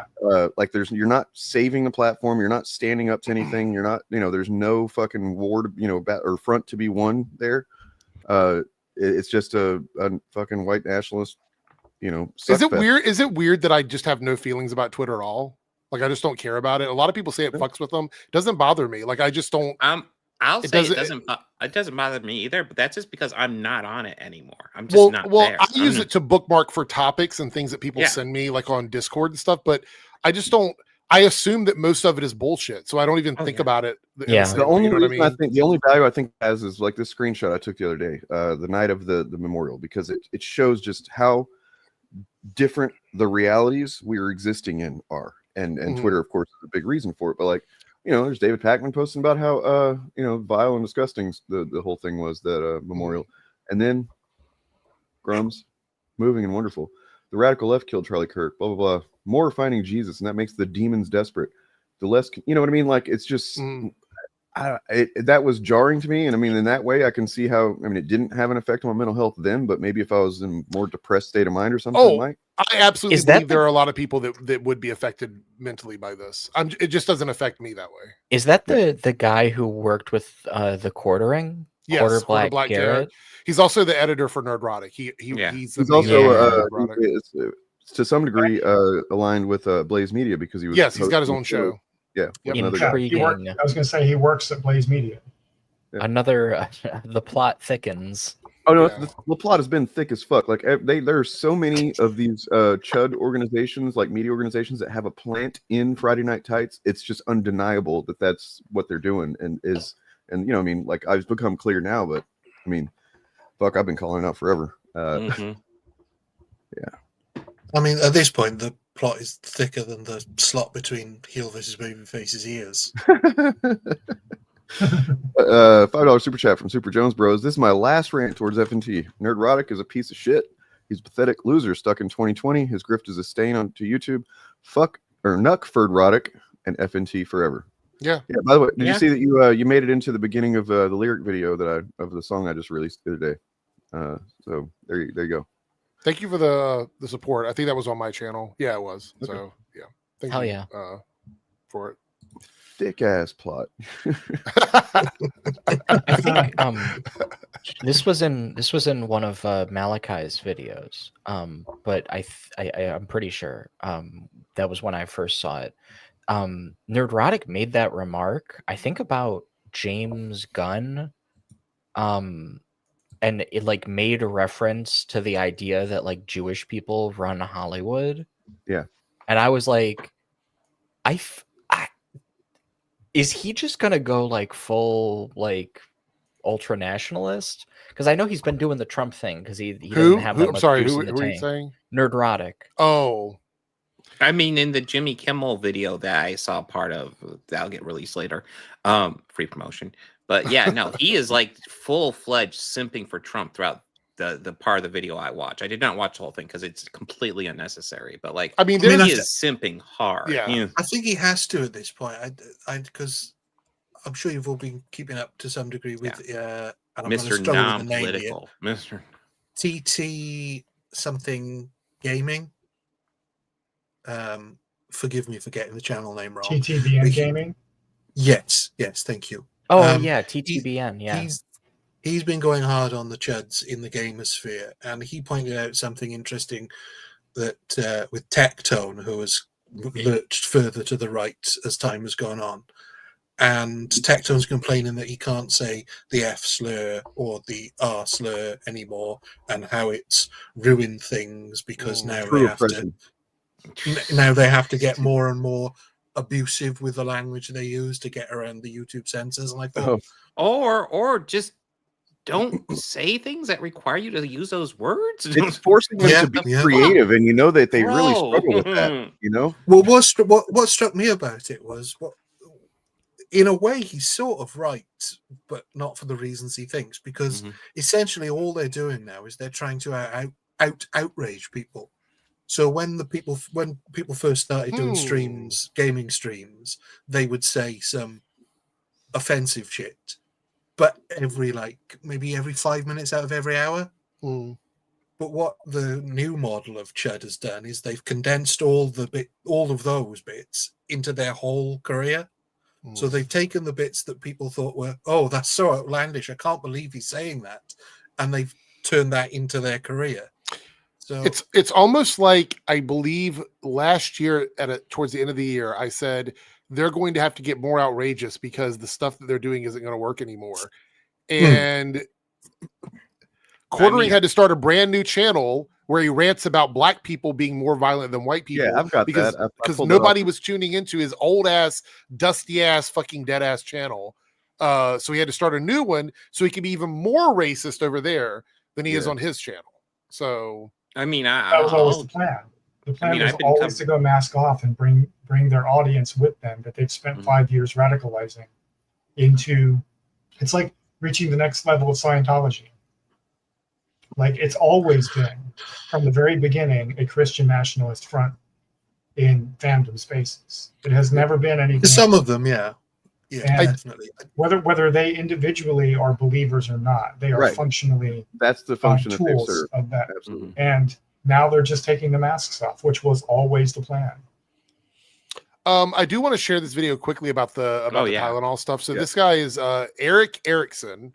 He's got my name twice, and I'm not happy about that. But he's a Christian broadcaster. He's a conservative guy, very MAGA. But here he's talking about this whole thing with RFK Jr. and Tylenol. It's only a minute long, but he's echoing something that I'm hearing a lot on the right about this announcement, which is it feels like they're blaming mothers for doing this, which is a little, it's not great. So if you want to believe that Tylenol causes autism, that's fine with. I don't really care. Just don't take Tylenol if you're pregnant. But there are a lot of doctors who tell their patients who are pregnant it's the only pain reliever you can take. And I don't think moms who give birth to a child who ultimately develops autism should spend the rest of their life in guilt that maybe it was their consumption of Tylenol that caused the autism, because actually the greatest body of research out there suggests there actually is no tie between Tylenol and autism. In fact, again, the magnitude of the association between acetaminophen and neurodevelopmental disorders was generally comparable to or lower than estimates for aspirin, non-aspirin NSAIDs, opioids, and anti-migraine medications. As with acetaminophen, the association between non-aspirin NSAIDs, opioids, and anti-migraine medications and neurodevelopmental disorders diminished to 0 in the sibling analysis. That's the latest research of the largest pool of people on the planet, concluding that actually there really is no tie. Believe what you want to believe. I just think we risk guilting a lot of women, blaming. So my point is with this, sharing this clip is I think they're starting to get, I think some of them are starting to get a conscience now, and they're starting to understand that all of this was not good. And we're seeing the people who were not in on it start to feel like, oh, wait, hold on. This isn't right. We know that years and years and years of research from the greatest doctors and scientists in the world say that all other pain relievers are far more dangerous than generic Tylenol, basically. But now we're telling moms that took that you are responsible in your pain for giving your child autism.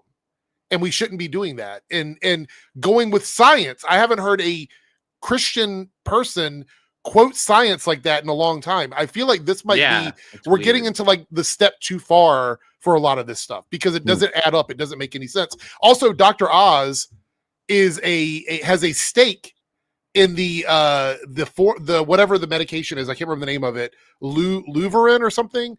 The medication that is being given in replacement of Tylenol for people with autism. It comes from a company that Dr. Oz has ties to. Interesting. God, Dr. Oz is such a piece of shit. I remember my mom was actually a fan of him when he first came into the limelight. He wrote a book that was pretty popular for a lot of progressive people, and he was for socialized healthcare and shit like that. God, what a piece of shit. He has fallen so hard. You know? Yeah. It's interesting that reiterate the point that about Jeremy Hambley's thing real quick. I brought this up. It took me a minute to find it, but like, just you need to see this with your own eyes that he's doing this. The video's bad. Don't even watch the video. It's really, really bad. I mean, yeah, it's black people. Like, I mean, it's never been more mask off. It's never been more with a make America great again, dark MAGA cap on. Yeah, I'll get banned for this video. No, you probably won't. That's why it's posted, right? Yeah, right. That's the problem. So is he just doing the whole thing where he finds like security cam footage of black people getting in fights and then It's a lot of him. It's just him sort of talking about it to camera mostly. But the comments are like, it's not guns, it's black people. Like all the people in the comments are literally just, it's full on racist. He has not been doing this for a while. This is actually a ratcheting up from any kind of veil of you know, trying to pretend it's something else. Like he's never put it's black people in the thumbnail before, and then just a bunch of random black people. Like that's not something he's done. This is definitely an escalation. And look at the views. He's seeing the views go up on stuff like this because YouTube rewards this kind of bullshit content. He's seeing the views go up on it on another channel other than his main channel. So I suspect he's just going to make more content like this. Next, it'll be it's trans people, it's gay people, it's Jewish people. I assume that's like the videos he'll be making after this one. I mean, it is one of those things where, yeah, I can guarantee you that will be what it is because you can look at the views. Over 120,000 on that one. Right. Nothing else on this channel comes close. Exactly. So why is that, YouTube? I've got a question for you, YouTube. Yeah. Why is that? Why is it that a race war baiting video made by someone with a MAGA cap on a channel full of really bad videos, probably the worst one on the whole channel, why does that one get the most promotion? What is the reason for that? Yeah, YouTube, why are you monetizing racism? That's Hover incorrect, over YouTube. that, Bob. Bob, is that your screen? Yes. Hover over that thumbnail. It's Yeah, monetized. it is It's monetized. Yeah. And there's no restrictions on it. But he'll get banned for it, I'm sure. Do what? What? Yeah. He needs to be fucking banned. I'm sorry. Like, he needs to be gone. It's fucking. I mean, he should have been gone for one of the first videos he ever did, where he was advising people how to hide their child porn. That's where he should have gone back. Yeah. I mean, he should just not have a career just because he, like, put aside all the racism. His content is the most boring shit on the goddamn Well, he lost Melanie planet. Mack because she basically quit. Melanie Mack hasn't uploaded a video in forever on either of her other two channels. Her gaming channel, she goes live, and that's pretty much it. Her main channel is crickets. It's been probably a month, maybe more, since Melanie Mack has uploaded a video. Just like I said, she quit YouTube. I called this when I made the video about it. I was like, she says she's taking a break. No, she's gone. She's gone because the money isn't there anymore for Melanie Mack. It's not there. And same thing with a lot of these other channels. I've been watching a lot of these other channels are trying desperately to hold on to their nickel and dimes from this content because none of them want to make this stuff. They don't really want to make it. They're stuck in the cycle of making money off of it. That's what it is. And like you said, allows it. Like you said, that's going to push them into more and more extreme positions as they keep chasing the views. Yeah. Do you think she still has that storefront that sells that like merch where it's like that shirt with the drawing of her on it, like the shitty fucked up drawing where it says I don't know. I didn't even know it? she had a store. I didn't know that. I didn't even know. I thought that was like a shirt that she sold. I don't know. What I saw at the time. If she's not actually like doing this for a job anymore, I might not feel bad about dropping some money to wear that ironically. I want to point out they need to be very careful about calling it Tylenol, which is why you see Trump struggling to say the actual name of the medication. They have to be really careful because Tylenol is a company. Yes. And they are slandering or defaming or whatever the word is for this company. They are tanking the company to push this garbage medication from Dr. Oz and try to find a scapegoat for autism. So that's why they've switched up and they've stopped saying Tylenol. But the problem is they are affecting Tylenol. So I would not be surprised within the next couple months that Tylenol starts to look to maybe file a lawsuit against the government. Yeah, I was thinking that because what's funny is the reason he said Tylenol in his press conference repeatedly said it is because he couldn't pronounce the name of the actual generic drug. Right. I mean, in the UK, acetaminophen is a very complex word. Well, by the way, in the UK, we call it paracetamol, which I think he could probably manage, but he couldn't manage that. So, he switched to Tylenol after failing to pronounce it, and it could result in I hope it does. I hope they sue him. Turnabout is fair play. This is serious stuff. They should sue him for $15 pretty billion. clear. like he still thinks that whenever he still thinks that people are coming from asylums across the border. Trump, I mean, you know what I mean? Yeah, that's what he thinks. That's what he thinks political asylum is. Yeah, no. When you said that, I was like, is that what he thinks a political asylum is? Holy fuck! No, oh my times God! Now, and like, yeah, and it's clear that what happened is at some point somebody said that they're seeking asylum, and he fucking only half listens to anything, I'm sure, and then he just hears that word, and then nobody's corrected him. No, everybody's afraid to fucking say, actually, it's not. You're completely wrong on what you're saying there. Nobody's gonna say that to him. He's like Boomer Aiden Ross. That's incredible. Yeah, I wonder, because he was saying Hannibal Lecter for a while for bizarre reasons. I want to know what somebody actually told him to say there, and he got it confused in his brain and said Hannibal Lecter. Well, probably because he heard asylum, and in his mind he just connected with Silence of the Lambs and Hannibal Lecter's in an asylum. I don't think the synapses are firing that much. I think somebody said something to him that sounded like Hannibal Lecter, and that's what he heard. See, I was thinking that it's more like he's accessing the last like kind of cogent memories that he has, which are from the early 90s, maybe whenever fucking Silence of the Lambs came out. I don't know. Yeah, it's rough that this guy is technically the president, but yeah, as we said earlier, Stephen Miller seems to have his hand up his ass and piloting the ship. So that's good. We're waiting. We're still trying. We're here, God. Well, there was a 2-day window on the Rapture, so it's all the way through the end of tomorrow. So my question is, and I know they'll just change the date because that's what they always do. Yeah. But if someone didn't get raptured and I go like, hey, my friend who went to church every week, he's gone. Did you not go? Does that mean that they're going to feel like maybe they didn't get taken and they're stuck here with everybody else? Not strictly speaking, because the rapture's not in the Bible. Is this factual? This is, I mean, not to doubt you in particular, but I mean, is this something that we can confirm that's yes, yeah, that's it. That's like leucovorin. I've never heard of it, but it's like a folic acid treatment that you do for autism.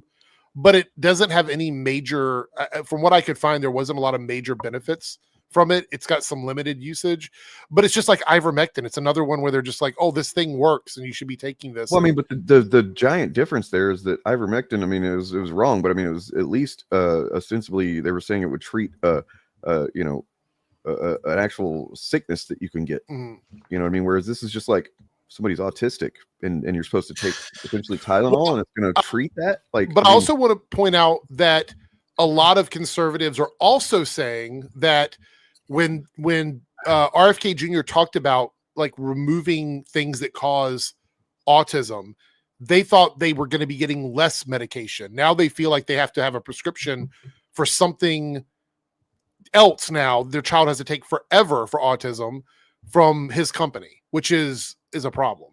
I mean, if that's true, if it's vitamin B deficiency treatment, then they're literally selling snake oil now. They are, the government is literally selling snake oil. Yeah. By the way, kind of pivot real quick over to some just fandom stuff.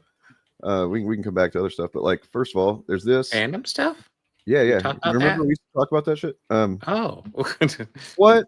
I heard she was not going to be playing Captain Marvel anymore. I heard she was fired. 1 second before we move further into this, the vitamin B thing, I just looked it up. Vitamin B treatment does not help with autism. In fact, it sometimes worsens certain neurological developmental issues. And there's like a whole list of stuff that causes a problem with. Anyway, we can move on. I just wanted to point that out. I just looked that up. That's pretty good. Epstein-Offend. Oh yeah, 100%.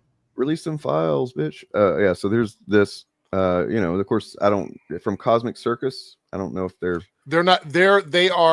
basically just repost stuff they find, I mean, so. I do think it's hilarious that they pretty much posted the 2 photos of Brie Larson that the chuds love to share around. that she looks really hot in. Well, we've already seen they released or didn't release, but there was an on-set photo that came out yesterday that showed like all of the characters in Doomsday, and she was not one of them. So I don't know if that. Well, what is this though? Because this was also shared along with that. I mean, I know this is from on the right. That's from her movie, but like that to be her with the Doomsday jacket, unless that's fake image? Well, yeah, I mean, we don't know for sure, but she's not officially listed in the lineup of characters. She could make like a cameo or something, but they said major role in that post you shared. I know she doesn't have a major role, so. And then also I have a bit of a so some of the script leaked. Okay. We got a bit of script, because somebody just snapped a picture of the script for Doomsday, and we got it right here. So Dr. Doom says, "I am." Dr. Doom slowly takes off his mask, revealing a familiar face, Tony Stark. Doom. Spider-Man says, Mr. Stark, is that you? Smart Hulk says, so the good guy is now the bad guy. Shang-Chi says, I need to post this on Reddit. Aquafina says, what is you talking about? Deadpool and She-Hulk both say, now that's what I call a cash grab. The Wasp says, finally someone is taking off their mask. Wong says, I must depart. Captain America says, Avengers, assemble. And then Optimus Prime says, I am Optimus Prime. So that's going to be a critical movie. That's real. I believe this is real. genuine. Yeah, 100%. This is real. I was there. I saw it. The award for best screenplay has just been locked down. Yeah. Do we have any Eric July fans in the audience tonight? Any Eric July fans? His Rippaverse is doing so well now. He's bringing back For Canon's Sake again. Because he's so busy, he has time to do a daily live stream called For Canon's Sake. Also, I want to point out he doesn't watch any of these TV shows or movies anymore, so I don't know what the stream's going to be about. Also, somebody pointed out that it should be For Canon's Sake. Yeah, I've said that. Yeah. So he argued on Twitter that no, it shouldn't. It should be For Canon's Sake, because he doesn't understand what that means. That I kind of baited you, tried to bait you in your server about Eric July and the Rippaverse. Somebody had posted in the Rippaverse subreddit about they'd asked AI whether or not the Rippaverse was failing.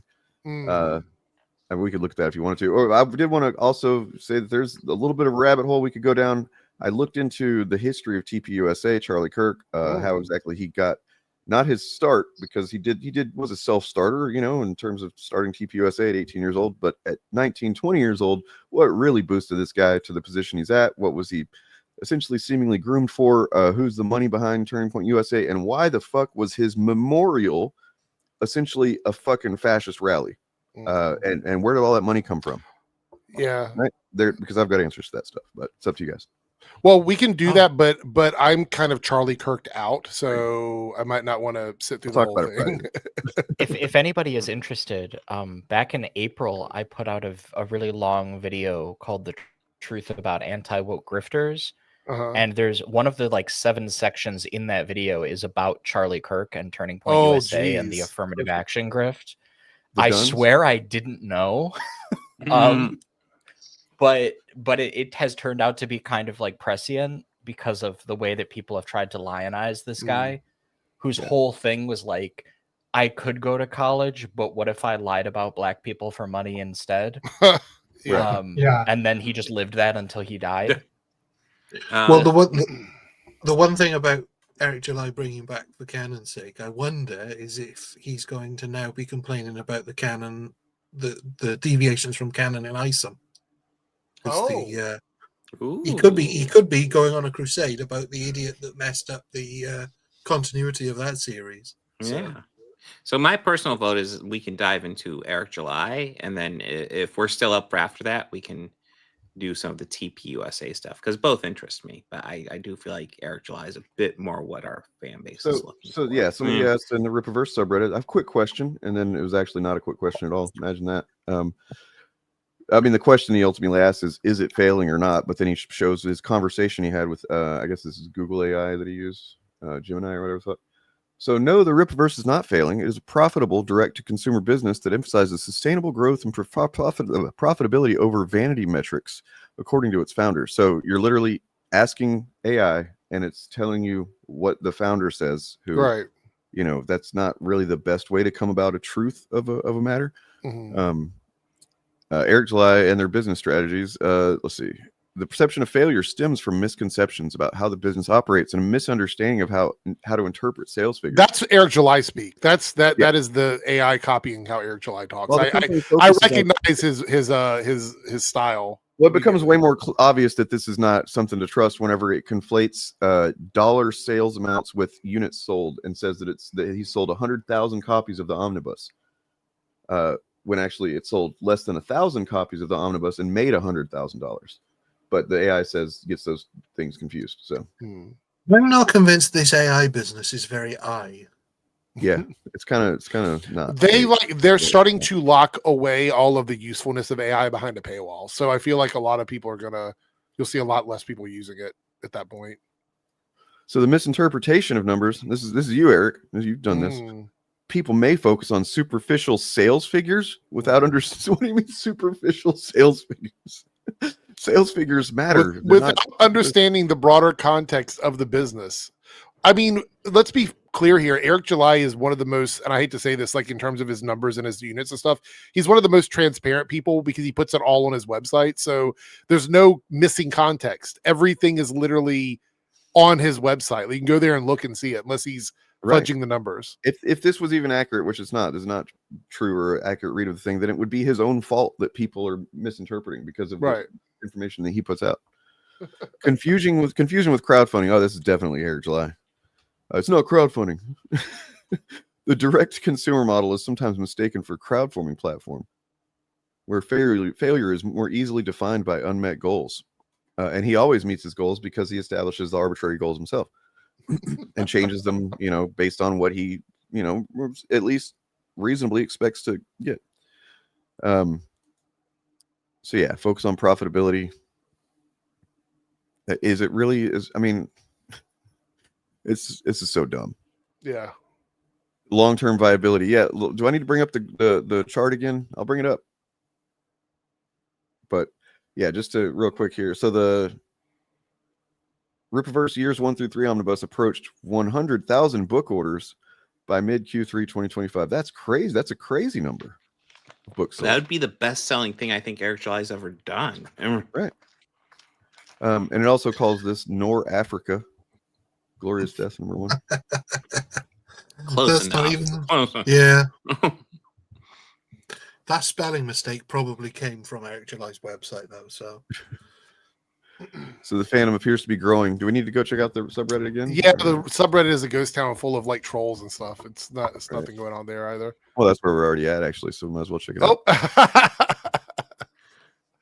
How many people are online right now in the Ripiverse subreddit? Literally none. Nobody. Oh my god. Hey, Braxcast holding it down, man. Fucking way to go, Braxcast. You're just like the true fan. The Horseman versus Iceman. I laugh every time I see that name. The Horseman. So stupid. Played Wait, by Isom- Dean Cain. Isom has no formal martial arts training. Well, he doesn't need it. He's Jesus power. And his weakness is lack of gadget proficiency. Then he's going to lose That that seems fight. like Sorry. a weakness if he's using gadgets. Wait a minute. Did Ripiverse actually put this out officially? In the corner it says 2025 Ripiverse. It's got like a little copyrighted registered thing they there. probably did, yeah. So like, yeah, this is so crazy.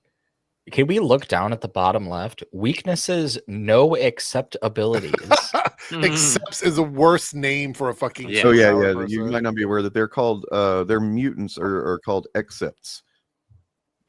Yeah. What? For exceptionals, I assume. Not accept. No, Yeah, they're mutants or they're metahumans are called accepts. Just accepts. Because they're exceptional, I think is. Oh, that's. I mean, that's it makes that's sense so once you hear the explanation. The explanation is just that it makes sense when you understand that Eric July is not a real comic book guy and doesn't understand the concepts that he, maybe superficially read when he was collecting them for money back in the 90s. Yeah. Dane, you're not supposed to say that out loud. I would describe Eric July as a talent vacuum because not only does he suck, but everyone that comes into his orbit gets worse. It's like he sucks the talent out of other people and sends it somewhere. I mean, I used to enjoy Chuck Dixon back in the day, but fuck, Alpha. Oh, that stream that Dane and I did went down the rabbit hole on that Reddit post. Yeah, that was fun. That's on the Show Clips channel if anybody wants to check that out. Where we looked, there's a pretty great Reddit post that went over the history of him being so against not only like anything that remotely. Well, basically, so he didn't want his younger teenage characters he was writing, like who was it? Dick Grayson or Who was he? I think writing it was with?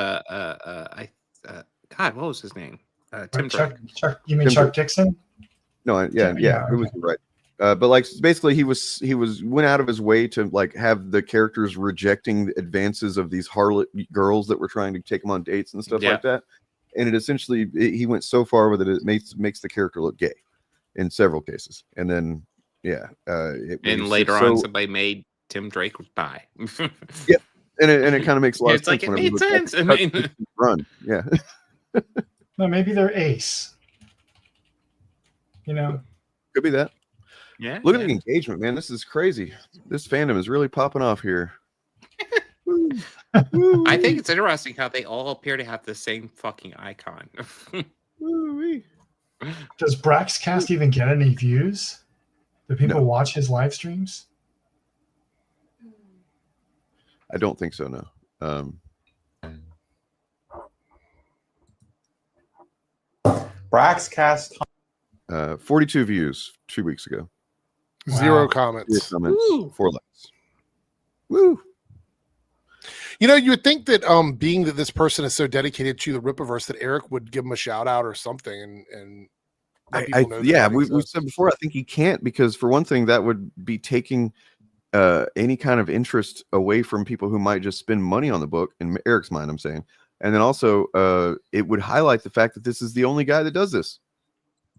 It would poke a big hole in the illusion that there's a fandom that's fucking excited about this stuff, because, you know, it's like, well, why don't you have other people on? Well, he's the only guy that does this, you know. So, but he's out there challenging a bit too. So I've got to imagine there are as many podcasts or streams about DC and Marvel as there are about the Rippaverse.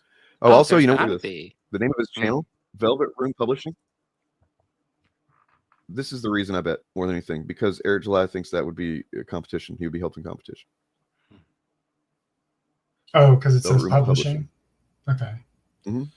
So this, yeah, go ahead. Sorry, Jared. I just want to say, like, if you're like a creative and you're making something, even if it's like there's like one guy out there who really enjoys it, you know, as long as you're still dedicated to making that, if that guy's like talking about the stuff that you make and like gassing you up, you should be supportive, you know. I just feel like that's really sad to like, and I think anybody that's making that kind of fandom, anybody that's making art for, you know, like legit reasons would do that, but he's not. So he doesn't. I wanted to point out, I just got somebody sent me this. About 1,200 immigrants held in Alligator Alcatraz are now out and missing. They cannot find them. They're gone. They can't find them. The Gators got him. So this, you know, this kind of there's stuff that's like that's popped up here and there in the news that hasn't gotten a lot of attention, that is been on my radar, that's making me very concerned, because it starts to look like much more like the beginnings of, you know, historical examples of things that have happened that aren't good. Yeah. Yeah. And the scientist behind Trump's Tylenol claims was paid to give evidence against the drug maker. Apparently, the Harvard academic Andrea Baccarelli gave an unreliable testimony on the links between autism and paracetamol, as Ryan was saying there, and produced research that raises serious concerns about bias, and was paid to do this. They were paid directly for this testimony. So, yeah, I don't know if anybody has seen, but Sean has put up a new video. It's 4 hours, but it basically it debunks everything in a basically an anti-science book, it's definitely worth watching, because it's crazy how interconnected everything in that thing is, why they hate cancel culture. The Epstein connection part was crazy. Yeah. When at the beginning, when he shows the blackout photo where he's like, "You won't guess who this one gentleman is," and I'm like, "Oh no!" But it highlights a point that there are probably plenty of right wingers there who are pulling quotes from that book to prove how out of control cancel culture and DEI is, and it takes him 4 hours to thoroughly debunk all the stuff in there, whereas you can lie about it in 5-10 minutes. Oh, wait, are you talking about the anthology book of like washed up science people like Lawrence Krauss and Eric Bogosian, and not Eric. Yeah, Krauss is the Peter Bogosian, author of the book. Yeah. Yeah. That's the one. Yeah. That's the one. Yeah. Yeah, the But war on the- science. the- We talked about this on the Fatcast a while back because the war on science, and they're focused on cancel culture and shit. When it's like, except the administration is actually doing some real anti-science shit. Well, that's what literally. Sean points out. He points out that clearly this book was written before they thought Trump was going to get re-elected. But I don't think the so. relevant section in there is that a woman who says that the opioid crisis was overblown happens to be funded by the company that makes the opiates responsible, the oxys, basically. So yeah, we same got some super grift. chats here. Yeah. Space and Goats, $5 super chat on my channel. Thank you so much. By the way, we're 3 out of 5 super chats on my channel. If we hit the goal, you guys get to pick the chat I react to. The poll is up in the chat. Used to be on the right, and the anti-woke grifters drove me from the right and ended being more left for some liberals. Nerdrotic was the catalyst. Well, that's Actually, good to hear, and I can see Comrade. why Nerdrock would do that. Because, Jesus Shout out to my Christ. based Dragon Age enjoyer. Yeah. And then just Extremely an extra talented. dollar here. That Yeah, I yeah. don't Just know now. Thank you. Yeah, I appreciate it, Space and Goats. I've seen a lot of those comments recently, especially on my Q&A post, where people are telling me that they are breaking away from that now, like over the last couple months. I'm not sure what's happening, but I'm seeing a lot more people who are no This longer brings up, interested in watching. reminds me of something I said I thought we could cover maybe, but like this is honestly the kind of thing that everybody should go look at on their own time as well, because there's so much of it. But you go to Saltier Than Crate and this post, have you all actually in fact actually got into alt-right pipeline without knowing it, or you somehow managed to avoid it without knowing it? And the answers are kind of overwhelming, just like in terms of how many there are. And you know, it's really stupid looking back, but I fell into that rabbit hole after The Last Jedi. All because Admiral Holdo was written to be a bit of an ass and was actively standing in Poe's way. And this, they talk about, you know, Last Jedi for a while. Used to watch Mahler, Critical Drinker, The Quartering. After The Last Jedi came out, really didn't like the movie. Still don't for my own reasons. I'm not sure how I got out, but damn, that was close looking back. Only watched Mahler, and even then just a handful of videos. Some people are just like, no, I didn't really fall into it, or I barely did for a minute or something like that. But there's a lot of people that, you know, it's just kind of enlightening to read through these. And there's a lot of them. Yeah, and it's an easy thing to do because I think it's harder now just because they've continued to shift while new audiences coming in now can see them for exactly what they are. But when they first started, it was all so much milder, and so it seemed like genuine criticism. But the more and more you see that criticism repeat, if you're in it, the more you see the same criticisms, and the more times they hit those same notes, some of those things are going to be about things that you enjoy, aren't they? So if they're criticizing a film that you really liked because it's too woke, and you're like, no, it wasn't, that starts to Look, pull I you would out. just challenge anybody that's watching right now that thinks that we're a bunch of woke, you know, lefty, you know, radical commies, whatever the fuck you think. If you are confident in your views, I challenge you to go read through this thread and just see what you think about these replies. If you don't, I would just say that I would think that you maybe don't feel like your views can hold up to reading some of this, because it is pretty fucking powerful to see how many people are just like, looking back, and this is the main sentiment I've gotten from people on my channel over almost 6 years, is like people saying, I can't believe I fell for that. I feel so fucking embarrassed. And I always tell people, don't be embarrassed that it happened. Be proud of yourself that you fucking figured it out, because there's a lot of people that don't and won't. You know, to be able to recognize that you've kind of made a mistake, and it's not entirely your fault anyway, because these algorithms are fucking, you know, that's what they're doing. And then the people that are making the content are intentionally manipulating the algorithms in order to get you fucking hooked on this shit and make you think that it's organic and make you think that you're coming to these conclusions by some fucking, you know, natural train of logic, when that's not what it is. It's activating your fucking emotional responses to things that maybe you have some valid criticism of a movie or whatever. That's not what we're saying. But yeah, I want to point out that the GIF at the top of this thread says it's like a clip from a Mario game, and him dodging a bunch of stuff, and it says 9-year-old me somehow managing to avoid the alt-right pipeline or something like that. And that drives home a very important point that a lot of people who fall down this rabbit hole do so when they're still kids. And that reinforces why you shouldn't feel guilty about this, because you didn't. It also reinforces why their content should be fucking age gated, and it's not. Yes. Because I've been saying this for a while. You know, I've been saying this for a while, that content is not appropriate for all ages. I've said that for a while. And I mean, we've seen no clearer example of them absolutely having no idea what they're talking about than this week with that heel versus babyface tweet, where he exposed the fact that despite doing this for years, has no idea about the first thing about media literacy or storytelling or dialogue. And then what's his response when he gets called out? Like Eric he called it in his video about the thing. By the way, good job on that, Eric. You're always fucking calling this shit.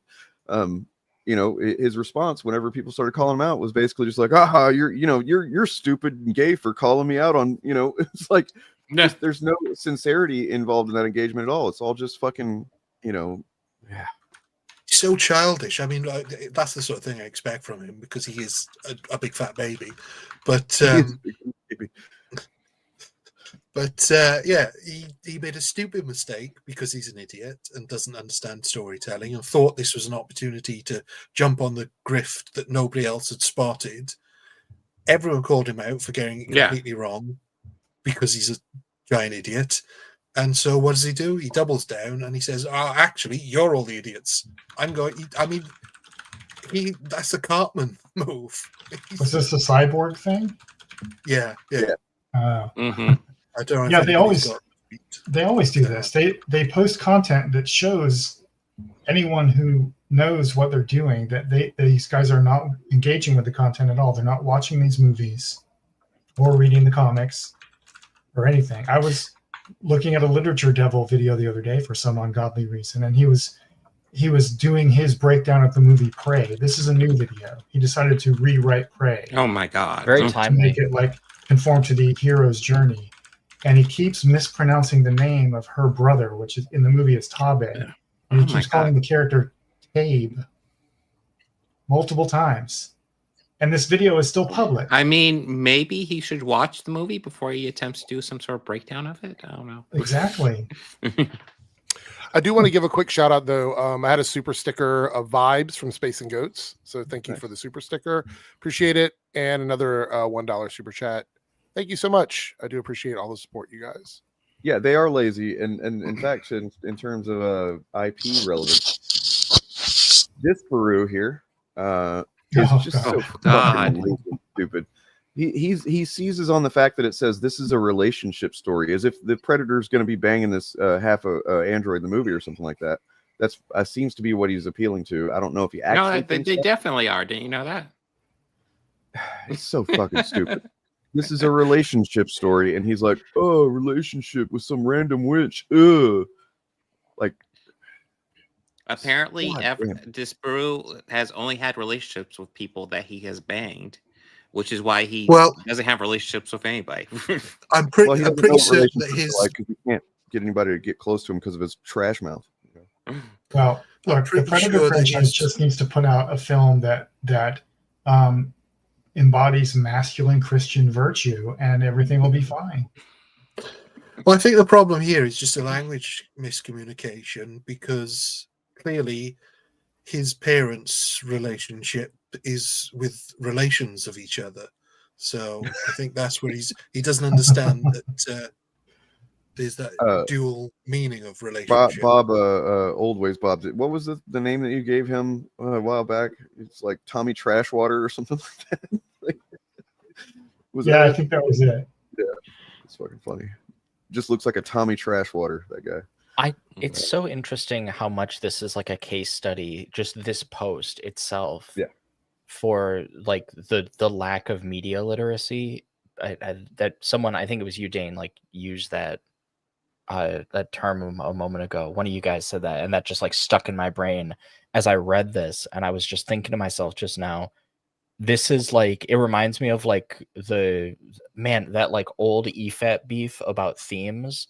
It just reminds me of that, because if you understood like the idea of a relationship story in terms of like thematic ideas and In the thematic history of the representation. IP, there has not been a movie where there's been like a relationship developed between a predator and another character, right? Yeah. That's what he's referring to. Yeah. I think this relationship only means like romance or sex. It's not just like any connection you have to another person is a relationship. Well, Yeah, I think this kind of was takes... a little bit of that at the end of Alien versus Predator. This kind of happened very briefly. Well, but I'm not counting those. I was thinking maybe you could make the argument for slightly at the end of not Alien, Predator 2, where the Predators decloak and then they give him the ancient gun. That's the closest you can think of. I could think of That's more of a casual. Thank you, Big Fieldy. Appreciate Ships it. passing in the night kind of thing. I do have it. There was Trump posted out basically a self-report just a couple of minutes ago on Truth Social. I have it down here in the bottom. About Kimmel. Here. So anybody who said that, I guess it was just a little bit longer than a few minutes ago, but I guess anybody that said that he had nothing to do with this or this doesn't connect to Trump at all, he goes, I can't believe the ABC fake news gave Jimmy Kimmel his job back, which, by the way, Jimmy Kimmel has nothing to do with ABC News. What? It says there the White House was told by ABC the show was canceled, not indefinitely, canceled. Something happened between then and now because his audience is gone and his talent was never there. Why would they want some back who does so poorly, who's not funny, and who puts the network in jeopardy by playing 99% positive Democrat garbage? He's yet another arm of the DNC, and to the best of my knowledge, that would be a major illegal campaign contribution. What? I think we're going to test ABC out on this. Let's see how we do. Last time I went after them, they gave me $16 million. This one sounds even more lucrative. A true bunch of losers. Let Jimmy Kimmel rot in his bad ratings. For me, it's all in that second sentence. That is him saying "fuck the First Amendment." Well, also, which one is it? Are you going to sue them, or are you going to just let him rot in his bad ratings? It's also cool, or not cool, but it's interesting that he doesn't know why Kimmel came back. No one informed him what happened. Well, this is the same thing with the previous thing we just looked at. It's difficult to tell what these fucking people often like. Do they understand what's really going on, and they're just saying this because they know their audience are fucking kind of stupid and just reactive, or do they just actually think this way? I don't know. I can't believe like this whole thing is a self-report, and like you said, Bob, right at the beginning. Right at the beginning, the White House was told by ABC. Keep in mind, fucking all the people running defense for this in my comment section said the White House and ABC had no communication at all. He's saying here the White House was told by ABC that his show was canceled. I'm like before this, like what pretty much the story was essentially Brendan Carr. Right.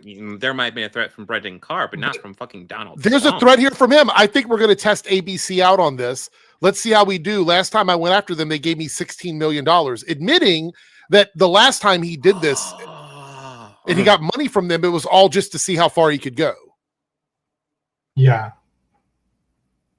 But also, really want him to sue them this time. Yeah, from 2023. I saw this. Trump seems to be unaware in this truth tweet, whatever it is, that Disney apparently lost $4 billion of stock valuation and had hundreds of stars refuse to work with them, and almost every talent agency in Los Angeles told them to go fuck themselves. Right. Yeah. And all this other stuff. And that is why they reversed course on this. So, but he's also admitting that he is going to, at least in some capacity, attempt to get money out of them over this. Yeah. Yeah. I really hope he does. I really hope he tries to sue them, because there's absolutely no grounds for it now. Well, I'm getting kind of frustrated because, he threatens to sue them, and then they just fucking roll over. I'm getting at the same time, in the same time, he's appealing to campaign finance laws, right? Like, and while he's talking about using his position as president to sue for money, it's ridiculous. He doesn't have to sue them. He can just have the FCC suspend their license. Yeah. Well, I want to point out too that and this shouldn't be understated. I think it's difficult to even grasp how much of a fucking own on all these chuds that we typically talk about this Disney giving Kimmel his show back is, because it shows that they literally have no power. They literally, even if they get their fucking guy into office, he's the president, and he fucking puts, you know, pressure on the FCC, and they, you know, he does what he did. Even in that case, so many people are against what they want out of media that they gave Jimmy Kimmel's job back. And it's they have no fucking power, these shuts. They can't, you know, force anybody to do anything. And they think we are more powerful than them. Yeah, we are stronger than them. We outnumber them. We're more powerful than they are. And it indicates that like all of these corporations think that America is way more MAGA than it actually is. Because Trump barely won the election, and they're all acting like it's a mandate in the landslide. Because that kind of his points regime is not. Just to kind of tease what I'm going to be talking about on Friday, real quick, because the idea that they're all this stuff they're doing is popular is just false. The stuff that they're doing is massively unpopular. Like in terms of you know, pretty much anything they've been doing lately. Most people want to see what's going on with the Epstein information files, whatever you want to call it, list. And like, okay, so for example, Jimmy Kimmel can get to what, several million views on a show any given night of the week. Whereas like Charlie Kirk, the Sinclair, by the way, Sinclair was going to air a special for Charlie Kirk the other night, and they decided quietly to not do that, and they just put it up on YouTube. And when I looked at it yesterday, after, you know, being up for a couple of days, it had about 60,000 views. I know it wasn't doing particularly well. I was probably gonna look over it on my stream, but this whole fucking thing is astroturf beyond belief. The whole idea, like, nobody knew who fucking Charlie Kirk, or the people that anybody that you see out that actually legitimately is snowed by this fucking propaganda about him being a moderate or whatever. They didn't know who he was prior to a couple of weeks ago. Most people couldn't have picked him out of a lineup. When was the last time you even fucking thought about Charlie Kirk prior to him being killed? It was when he got fucking owned by a college student a year ago in Jubilee, or when he got owned by that feminist in UK. I was about ready to say when South Park did a little bit with him. Well, yeah, that too. Right? But like prior to that, he was fading in relevance, but you know, and that the reason that they seized on his death so much is because, for one, they were looking for something. If you look back at prior to that, they were trying to paint the radical left in LA and blah, but nobody was doing enough for them to justify the crackdown that they wanted to do. And so they, you know, that's why it went into motion so quickly whenever he was killed, was because they're like, oh, here's our moment, right? And they're going to get their investment. They're going to get their money's worth out of the investment. And there was quite a lot of money invested in Charlie Kirk over a long period of time. Anyway, we'll get to that Friday. I was gonna say, did you also see that they posted the National Guard had cleaned up so many things? They were posting like how much trash they'd removed in different cities. They're like, oh, they did landscaping here and they removed trash there and all this other shit. And I'm like, so you deployed the National Guard to do janitorial and landscaping? Like, well, I mean, they can't do it. They're busy on Grindr. Yeah, that's true. That's true. So let's get this right. They wanted to figuratively clean up the trash, and they actually ended up literally cleaning up the trash. Cool. Yeah. Yep. Oh, the ass thing. I don't know if you talked about the second thing that he did. We talked about it last night on my stream, but he doubled down on it and pretended like he did it all to own people, to make people angry or whatever. It's like, come on, dude.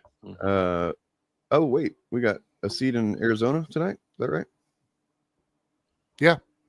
Sweet. We, as in, I mean, it's we. Well, yes, I mean, when I say we, I'm talking about people who aren't fascists, I guess. Not that I'm a fucking proud to. Yeah, no crimes solved, just janitorial stuff. Yeah, pretty much. Overpaid janitors. You know what? I got a solution. Pay janitors what you pay the National Guard, and just let them go home. How about that? Maybe let's pay everybody a living wage. Maybe that's a good one. Maybe everybody nobody who works full time should be poor. I don't know. To quote a famous guy, maybe you let the people who are smarter allocate those resources. You know. Oh, apparently the person won in a landslide, so it was pretty big. And there's 2 more up for grabs. So surprise, motherfucker! Surprise! I missed that meme. Bob, I meant to ask you: have you ever got any pushback from the Tyrone Magnus video from him? Did he ever come out? No, I've got nothing from him. I was semi-expecting it because I've heard the stories, and I was like, fuck it. Some people want me to react to him, but I'm like, I wanted to see, like, you were my guinea pig. I haven't gotten what anything, happened. no. Yeah. That's probably one of my more popular videos recently. Of course, I've been, fucking making videos I've been wanting to make that get no views, so that happens. God damn it. My Star Trek Enterprise rant was fun to make and hilarious, and it's got like 100 views, but god damn it was fun. There's 100 passionate Star Trek fans that tuned in to Yes. that video, so. Yeah, I mean, that just once again goes to show what content YouTube pumps into the algorithm, because that's what people tend to respond to. You can put it's black people, and then that gets 100,000 views on I'll YouTube. just crap on all the black people in Star Trek. The racial controversy of Star Trek Enterprise. Just change the title of that. See what happens. Yeah. All the picture, all your thumbnails should be a picture of Ben Sisko screaming, and just put the word it's black people on the thumbnails no matter what. Ben Sisko, it's too dated. You gotta go Michael Burnham. Yeah, just put the black guy on the thumbnail, like quartering, and then like in the video, you're just like, he's awesome, So somebody was telling me that, and I haven't been able to find the channel, but apparently there's a channel on TikTok, or an account on TikTok, where it's a white guy that just goes to like people of color's businesses where they serve food and tries to eat it and then spits it out and says it's too spicy, and he does that at all of those businesses. And is it satire? I hope it's satire. No, it's a real man, because that actually could be a funny sketch if it was satire. Like, it would be, because then it's like, white people don't season their food, right? But no, he goes there and he's like, I'm going to go try this 5-star, Spanish restaurant or whatever. And then he bites into it. And he's like, and then he just spits it out and he's like, oh, it's too spicy. I don't know how any of these people can eat this food and stuff like that. Like, that's kind of what the videos are. It's really telling on yourself. Self-own a little bit. Yeah. 70% landslide in that election. Damn. Holy shit. A lot of that is probably name Arizona. Don't we shouldn't read too much into that, because her dad, Raul Grijalva, was very beloved. But we can read a little bit into it, because it's Arizona. Yeah. And they've been doing quite a bit to paint everyone not MAGA as some kind of fucking demon possessed whatever. Well, I'm not saying don't celebrate the win. I'm just saying it's a lot of that landslide comes from the fact that she is Raul Grijalva's daughter. You know what? Somebody just pointed out. Yeah, damn, that's crazy. Where are the Epstein files? Yeah. Somebody just pointed out that Trump's tweet now would pretty much guarantee he would lose in court. If they go to court and they share that tweet, it's almost a guaranteed loss for him. So unless they get a judge that's favorable to him, that might be tough depending on where. So yeah, I know exactly. Those left-wing liberal judges. Oh, something I wanted to touch on real quick too about. I know it's about Charlie Kirk, technically, but I mean the grift is fucking incredible, man. The enormity of this post-death grift is, once again, it's inorganic, and then also it is organic in the sense that so many people on the right and otherwise, I assume, just see an opportunity to make money, because of algorithms. And for instance, somebody who has not been doing so well in his career saw an opportunity here. The dark reason Hollywood ignored Charlie Kirk, and you got what's his name? Zachary Levi. Shazam. Yeah. And what they're talking about is the Emmys not mentioning him. Oh yeah, I've heard about that, and it's like he's not a TV or movie star. Why would any of them mention him? He was a fucking grifter. I'm sorry. He was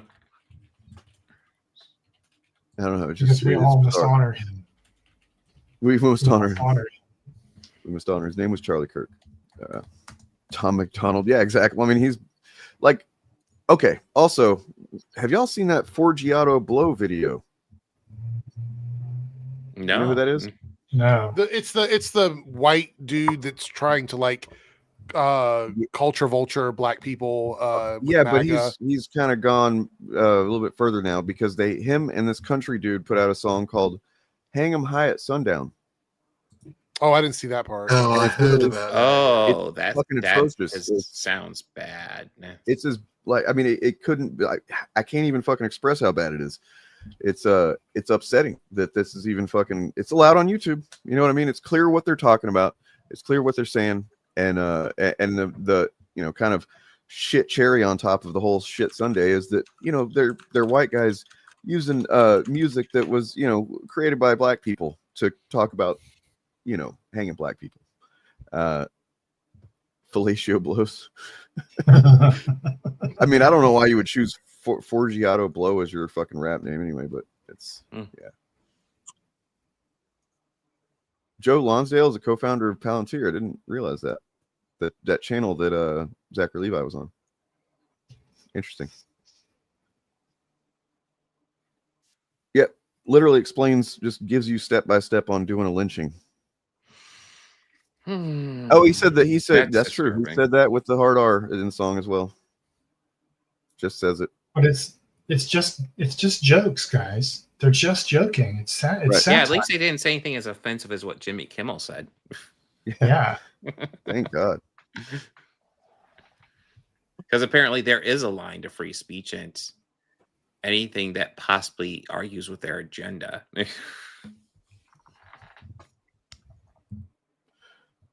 Yeah, it is. Just so you know what it looks like here.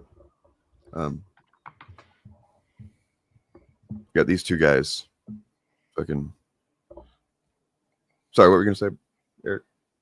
No, I was gonna say that I was trying to find, because I saw the clip come up or whatever. I didn't click on it because this guy's a clown. But I actually saw that the video was released, I guess, in response to Charlie Kirk, or was it before Charlie Kirk? So they filmed something. I saw there was something kind of behind the scenes look at them filming something at a Charlie Kirk memorial or kind of event or something kind of thing. That was like, that seemed fucking weird too. Sorry. Incoming defense, except the lyrics are literally grab a short piece of rope, hang it over a tree at sundown. You know? Like it's not that. Look, I mean, look at them. They're literally taking a rope. We need a big tall tree and a short piece of rope. Hang them up high at sundown. It doesn't get any more clear than that to me. You know, leave them swinging so the folks on low and don't mess around in our town. I mean, what? Goddamn, dude! How many views does that video have?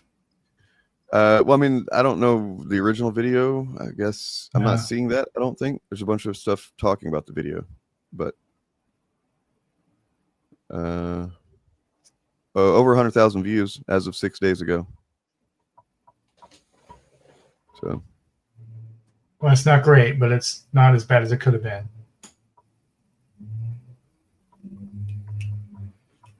Oh wait, so here is the song that I guess, the song called "I Am Charlie" by Forgiato Blow, and it is just straight up showing pictures of it. You know what? Before we get out of here, I did want to look at something real quick, if you guys are cool with it. So, was Charlie Kirk racist or not? This video makes a very quick, compelling case against him being racist. So, video does it's almost over. It takes like 5 of the 8 most famous black conservatives and quotes them being sad that Charlie Kirk died, and that's it. Oh well, obviously he's not racist then. Larry Elder, there he goes. Goddamn, Larry Elder. Fuck, that guy is still around. And this is actual racism, by the way, like just appealing to the fact that they are black people and they've said this. Like, and then also Ben Carson, come on, man. Candace Owens, Ben Carson, Larry Elder, and that's it. And Charlie loves them, and they love Charlie. And then here's no. It's literally the item that could have been. Charlie had black friends, so. Somebody did have another super chat here as well, from Big Fieldy. I'm not sure whose channels that's on. Oh, let's see. Oh, where's that? Right here. Oh, sorry. Oh, Big Fieldy. I Okay. just found it. Zach Levi started as Shazam and is now Black Adam. I mean, Black Adam has like some kind of moral code. Yeah. You know, he's very much wants to defend his people. Dr. Savannah. Yeah. I'd say he's more like very white Adam. Just be conscious of the. If you see something that is obvious Charlie Kirk grift bait, just fucking please take the moment to click "Don't show me this," you know, for your own sake, and just because we need to kind of, it's going to be a problem for a long time. And so it's something we need to kind of just recognize is we need to take some action on. Don't click on the video. You know what I mean? Yeah, we need to move on from this. The algorithm is going to keep pushing it and keep trying to lure all of us into like engaging with it, and we just need to stop. And while the algorithm is pushing it, you know, the Trump administration will use it for as much as they can get away with. And when I say Trump administration, I'm really talking about his Heritage Foundation, Project 2025. Yep, the Dunn Foundation, which used to be called the Foundation for Arts and Right Thinking. Take a moment there if you need to. I think he's kind of already fading out, though, a lot quicker than they would have liked. I think I would be surprised if it manages to survive another week in the news. Hopefully nothing more horrific will displace it, but I just don't think it's got the legs. Well, I said last week, I think, to somebody that the Charlie Kirk thing is going to become like Benghazi is. It's going to be something Republicans constantly talk about among themselves as if it's some great scandal, and the rest of the world will be like, what? Who? But that thing that's been investigated and was kind of irrelevant? Okay. Yeah, it's going to keep animating them and keep making them mad all the time. But the rest of the world will have moved on and not care about it because it's a nothing burger. And my comment didn't post, but the acronym for what Dane said is FART. Yeah. And that was what the name of the foundation was for a long time until 2016. And I guess somebody finally pointed out to him, hey, it spells fart. They're like, what? Oh my God, this is embarrassing. And they changed it. But yeah, I'll be talking about the Dunns on Friday and how much they almost certainly pumped cash into probably social media, you know, boosting, you know, Charlie Kirk posts as well as because this was their golden boy. And he was also Trump's golden boy. It's become way more clear to me how close Charlie Kirk was to Trump. In the sense that he was apparently, before Trump bombed Iran, Charlie Kirk was urging him not to do so, and that they apparently got into a kind of a yelling match about it. But they were still friends, which tells you how close they were. That even though he would tell him don't do that on behalf of Israel, and Trump got mad about it, they argued. They were still friends afterward. That's pretty close, I think. Yeah, the way they went so hard for this tells me that they were either in the process of grooming him or planning to groom him as some kind of successor at some point, and that was snatched away from them, and it just broke them. Well, Erica Kirk was she was Miss Arizona 2012 in the Miss Universe pageant. Guess who owned that at the time? Oh, Trump. Yeah, and then Charlie Kirk's dad was an architect who worked many buildings apparently with Trump over the years. So there's connections going back quite a ways. Apparently, Trump is the one that introduced her to Charlie. That's the running story now. Seems to be the case. And then also, Epstein introduced him to Trump to Melania. So just where's the fucking Epstein files, you know? Where are the Democrats sponsoring the Charlie Kirk Open the Pedonomicon Files Act of 2025, right? The fact that they're not pushing bills named after Charlie Kirk right now, like the Democrats should be pushing bills named after Charlie Kirk right now. That'd be fucking amazing. Gun control. Yeah, I was about ready to say the Charlie Kirk gun control bill. Right, because he was killed because of gun violence, and he wanted to open the Epstein file. So, let's take up the flag and honor him. Yeah. Put his name on a bill sponsored by Democrats and force the Republicans to vote against it. She was not. She's actually older than Charlie was by a few years. So. Oh, I thought I'd point out, you guys are familiar with Milei, right? Argentina and that whole situation. Yeah. Apparently, there are rumors that the U.S. is going to secretly bail them out because their finances are catastrophic. This libertarian president has been awful for their country, apparently. The one that and Eric the US July is gonna, said was going to be great for them. Oh, I remember that. Yeah. Yeah. But right now they're talking about it. There's an article from AP News where it says Trump has been stating there's going to be no bailout. He doesn't think they need a bailout, but secretly word is that they are planning on giving them some sort of financial support because their economy is failing under this libertarian administration right now. Yeah. And we're trying to do the exact same thing to our economy. Apparently they can't figure out how to build roads. I'm not sure if they Did they ask somebody that, you know, a libertarian maybe? Wait, they are libertarians? Weird. This is one libertarianism, like 101 level shit. Yeah. Rookie level shit. You know, you're not fooling nary a libertarian with this shit, okay? The whole ass roads got them in the end. Yeah, we need to build a goddamn flat space to get over there.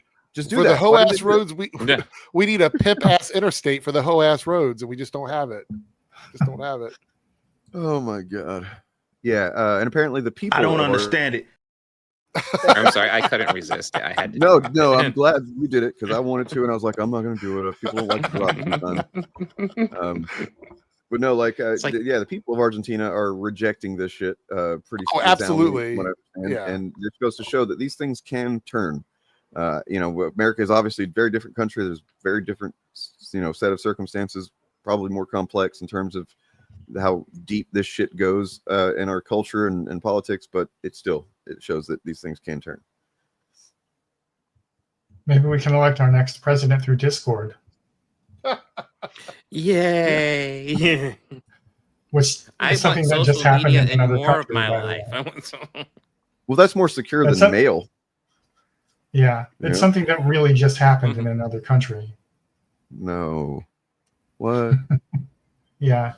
There was a coup, and all the Gen Z people who led it voted by Discord who the next president's going to be, and then the military went, okay.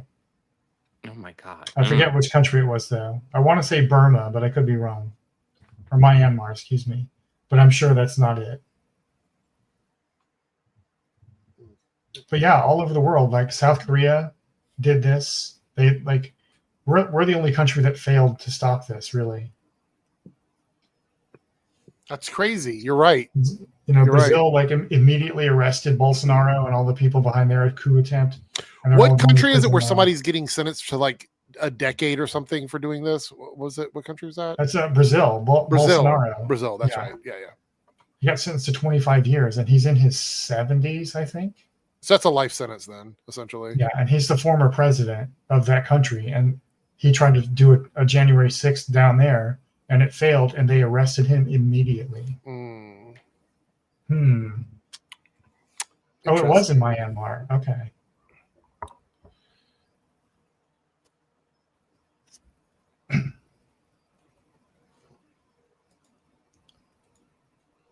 So yeah, there is still hope, folks. I was just I wanted to bring this up while Chariot was here in case she had heard the news or not, but I don't know if she's AFK or not. Chariot?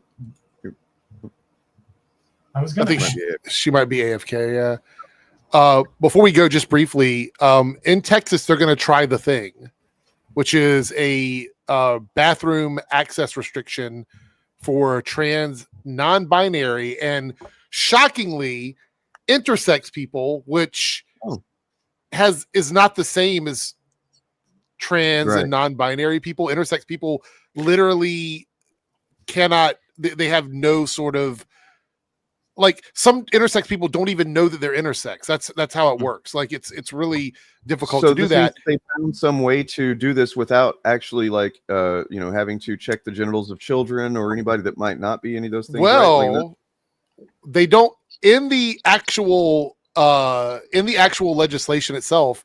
It doesn't explain how they're going to enforce it. It doesn't say how, right? Which is why it's probably going to come down to something weird. But here's the crazy thing. They're not going to find the people.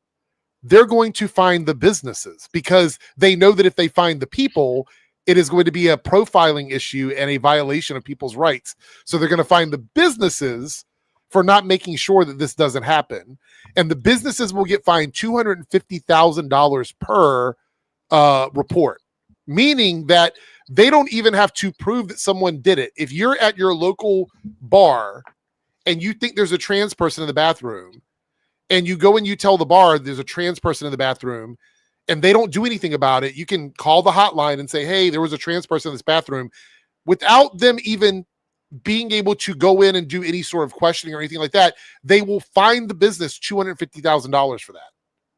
So they don't even care that they can prove it or disprove it. So I don't know how they're going to enforce it, because if they were to try and enforce it, it would be through the businesses. Like the businesses would have to hire someone to literally stand at the bathroom to watch people go in and out of the bathroom. And even then, how do you determine if somebody is trans or cis or non-binary or intersex? How do you determine that? I'm going to just say this. I've said this before. There's one clear solution to this. Just eliminate gender segregated bathrooms. Yeah, it's just infuriating. Just Yeah. end it all. But also, Eric, isn't this up for abuse if somebody was to call a hotline on specifically like Republican-centric businesses? Well, that's the thing is, I was going to say that because, like, also Chevany here goes, trans and cis women are going to end up getting harassed too. Yes, everyone will get harassed. Everybody will. This is the problem with these kinds of laws or executive orders or whatever. So, yes, you're right. If you decide you don't like white nationalist brewing company, you can just go there and call and say, hey, they have trans people using their restrooms, and every time I go in there, I see a trans person. They're going to find them because they don't have any way to. This is Texas, right? As well, yes. Yeah. Where Joe Rogan's comedy club is. Yes. Yeah. Seems like if people really didn't like Joe Rogan. By the way, there is a trans influencer that just left Texas last month to go back to LA. Named Blair White, who probably knew through inside information that this was going to get signed into law, and that's why she left. So or she just experienced a lot of fucking bigotry because it's so just casual around, And I think the easiest concession on this is to just make all bathrooms lockable, like a door. You walk into a stall, you lock the stall, and you're in there by yourself. Just make all of them like that. One set of bathrooms with single entry doors, and that's it. That's all it is. But that would require businesses to pay for that because the government's not going to fund any of this. They literally just want money from the businesses. They think they're going to do something by doing this, and you're going to end up with a bunch of conservative businesses that are going to self-report and get fined for it. I mean, the thing is, though, is that this is all based on the notion that there is some kind of issue with trans people preying on people in the bathroom or something like that. Yes. And so like that, even just doing what you said, which would be a reasonable thing to do just anyway for any reason, but like still it's taking that premise way too seriously in the first place. Like there's no reason to be addressing bathrooms. I agree with you, but if they were actually concerned about safety, that's the stance they would take. Like that would be the next stance would be just make everything a family bathroom or a single stall bathroom for everyone, right? Where you lock the door behind you. It causes the least harm to everybody if you do it that way, even if they're coming at it from a bad position. The point is, I would rather have a bathroom to myself, and I think most people would agree. I would love to go in a bathroom by myself. Like when I worked at the mall, I went to places other than the public bathroom, like the stores that had the individual bathrooms, because I just didn't want to use a bathroom where everybody else is standing around using the restroom. I think most people would agree with that. I personally love the experience of going to the urinal and having this row of empty urinals and having the guy walk up behind you and choose to use the urinal directly next to you. It's a fantastic experience, I think. There are bathrooms where everything is just open and there are no locks on the doors, or like stalls, like urinals where you go in and it's all just one long line and there's no partitions between it or anything like that. So we do have urinals. The purpose of laws like this is to enable private citizens to harass people they think are trans without consequence. That's what the law is intended to do. You're right. And it's also a secondary effect would be that it would encourage people just implicitly to just like be more masculine or more feminine presenting, therefore like kind of appeal, like fitting into traditional notions of what these things are supposed to be. My belief on this is it's not because he's not going after individual people, he's going after the businesses. So my belief is this will end up in court from a business that is getting like constantly, having calls done to them and getting reported on. They're going to end up in court, and this will go back to the Supreme Court, which has constantly and just recently sided with the fact that don't want to get involved with being the bathroom police. They've said this many, many times. They don't want to be involved in that. And this last ruling they did said that, hey, trans people should just be able to use the bathroom without getting harassed for being trans. And we're just going to, and this is coming from the Supreme Court we have now, which is crazy, right? I even said when that ruling happened, I was like, this is crazy. So the standard has been, even with the Supreme Court in the state that it's in now, that they don't want to be the bathroom police because there's no way to do it. You're going to have to start checking people's genitals, spend 2 weeks waiting for a DNA thing to come back to prove that whatever your biological sex was or whatever your sex was assigned at birth, you're going to do that. You're going to pay people to stand in the bathroom and do that. And when I've asked people, like, would you drop your pants? Say, for example, you as a cis person who has an issue with trans people in the bathroom. What happens if you went into the bathroom and I went to the bathroom police and I said, I don't think that person is a cisgender person.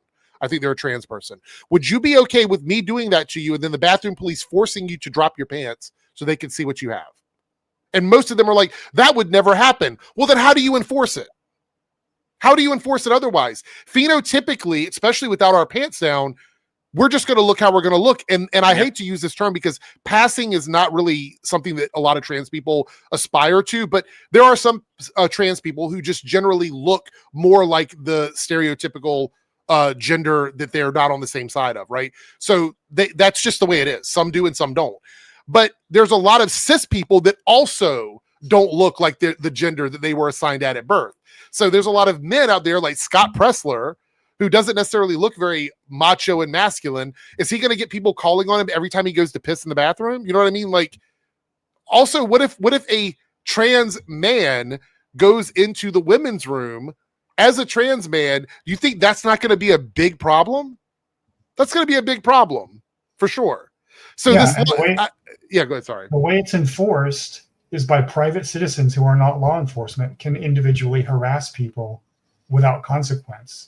That's the enforcement mechanism, and that's the intended enforcement mechanism. And the fact that they're going to find the businesses is giving them a level of plausible deniability and legal protection from liability for doing that. It's the whole goal here is they did the same thing with abortion and the bounty hunter laws, where you call up and a private citizen can stalk someone and get $10,000 reward if you prove that they got an abortion in Texas.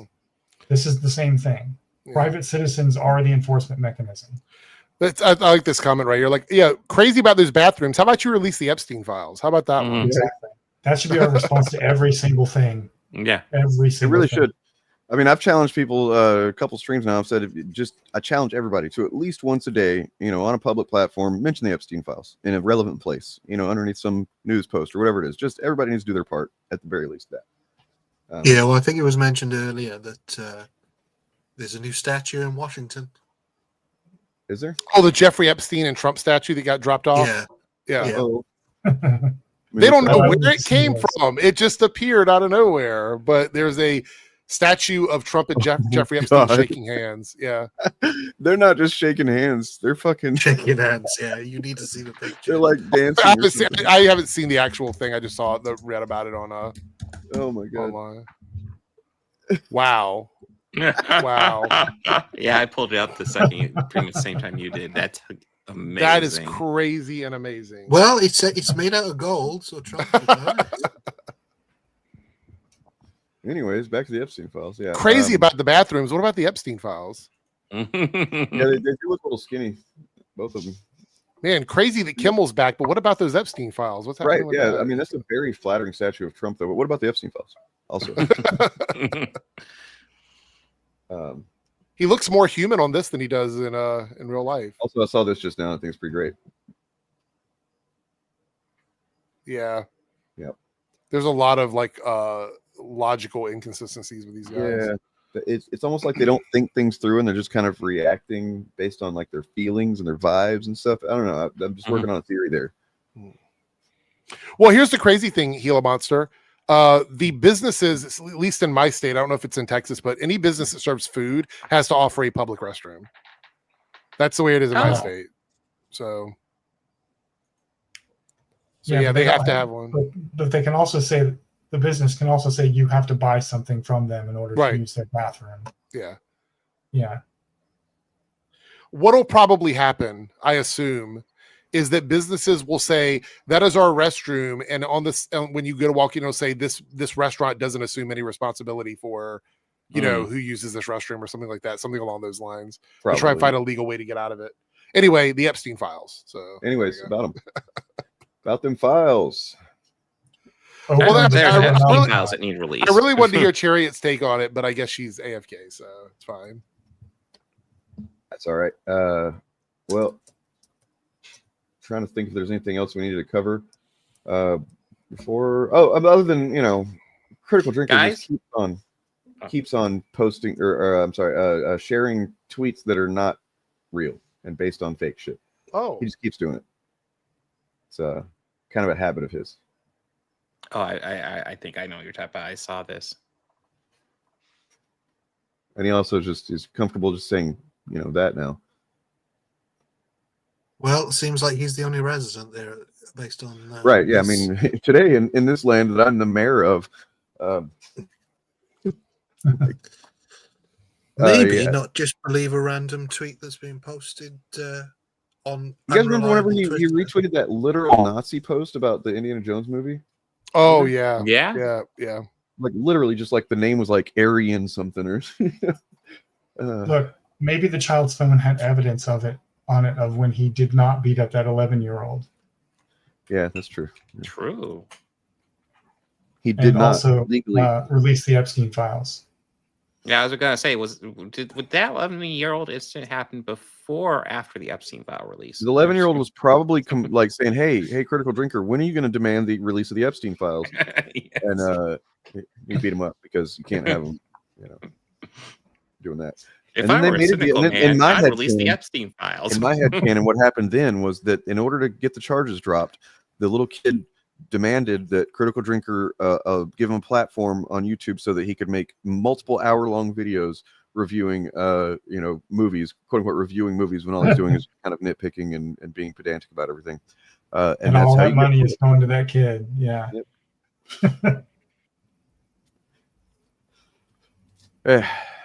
All right. That kid's name was Ranting for Vengeance. Oh God. I keep seeing people making videos about him, and it's like, maybe we should stop now. I don't know. Yeah. Well, I mean, I covered one of his videos, and it's just pure fucking bigotry. Like, there's not even anything to debunk. It's just bigotry. And I think he's run his course. I think unless he starts saying stuff that's going to get him thrown off YouTube, he's got nowhere else to go. Mm-hmm. So I don't know. Somebody else just made a video about lynching people, so he could probably get away with it. Yeah. Oh, whoa! Apparently the other guy, the second guy that was going to try and kill Trump. You remember that? That one kind of went under the radar. Yeah. He apparently tried to stab himself in the neck after the guilty verdict today. Whoa. Which is crazy. And you know what? I think I can say this. Guilty verdict was probably the right verdict in this case, you know, based on what a little bit I'd seen. So there you go. I don't officially, as a position of the Shillcast, wish that he had been successful in his attempt. I don't. All right. On that note. So guys, I'll be live tomorrow. Gonna cover some comic books. Probably still cover the Charlie Kirk propaganda, but we'll see. But yeah, I'll be live tomorrow. Make sure to like and subscribe. Make sure to subscribe to everybody on this. We got Actual Fandom. We got Eric Debunks, Eric's Reloaded. I'm Organized Chaos Podcast as well. We got Bob the Old Ways over there. We got Nothing But Media. We got Chariot. And we got the need to release the Epstein files. Yep. Brand new YouTuber called Release the Epstein Files. It's actually been around a while, but you might not have heard of him. I'm going to change my channel name to Bob of Release the Epstein Files. Actually, Release the Epstein Files is going to be mine. Yeah. All these people are linked in the description, by the way, as well as others, and you should subscribe to all of us because something algorithm suppressing something. We're Epstein victims files of cancel culture. Can anybody reach out to Chariot and check on her? I'm I mean, she's had to leave before due to various. I think she's got roommates or some situation that Okay. I think she's fine. If it's normal, then okay, it's cool. It's happened. I don't know if it's normal. I will check in on Discord, but yeah. All right. Eric already did the other day, and it doesn't seem like they're worth covering. Talking about clownfish. Yeah. They're on their way out. Doing all Charlie Kirk stuff. Well, and I saw that in that post we looked at, the Sawtooth and Crate with the people that had gotten out of the algorithm all right pipeline. There were several people that have listed clownfish as being one of if not the first one that they kind of got hooked on. So to see them kind of on the way out is pretty good. It's a good thing. Hopefully that this, I mean, look, the Charlie Kirk thing isn't going to sustain any channel forever. So if whatever channels are getting a boost, we just hope that they don't find another way to keep their hooks in the people that they've got. Right. I was mistaking them for side scrollers. Maybe Clownfish TV is doing all Charlie Kirk too. I don't know. I remember back, I think it was even shortly before I even started covering the Chuds. Clownfish TV was Kevin Smith, I think, actually called out Clownfish TV for going after. Yeah, that was the last time they had anything, and they definitely seized on that. He made a mistake there. Kevin Smith did. Yeah, even acknowledging them because that's what they want.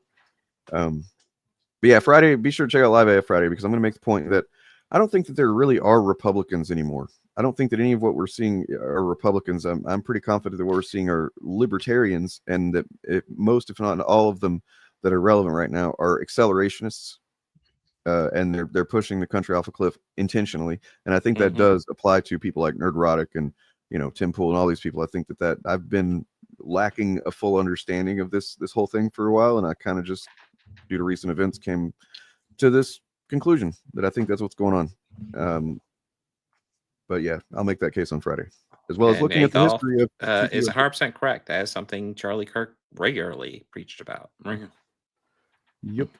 Don't waste your time arguing with these people, guys. If you're gonna do anything, make content debunking stuff. Be thorough with that. Don't engage with them generally, like on social media, because there's no point. There's just no point. Other than that, if you do anything, if you can't do much at all, if you can do one thing, ask them about the Epstein files multiple times a day in relevant spots. Don't let it go away. So on that note, let's see what we got here. Oh wait, I'm gonna change this outro video because we were talking about a thing, so make it more relevant here. Yeah. So I don't know. Here's some jams. How many times you think we ain't felt all of these? How many times we say we oppose taxation? What about the roads? How many times? What about the roads?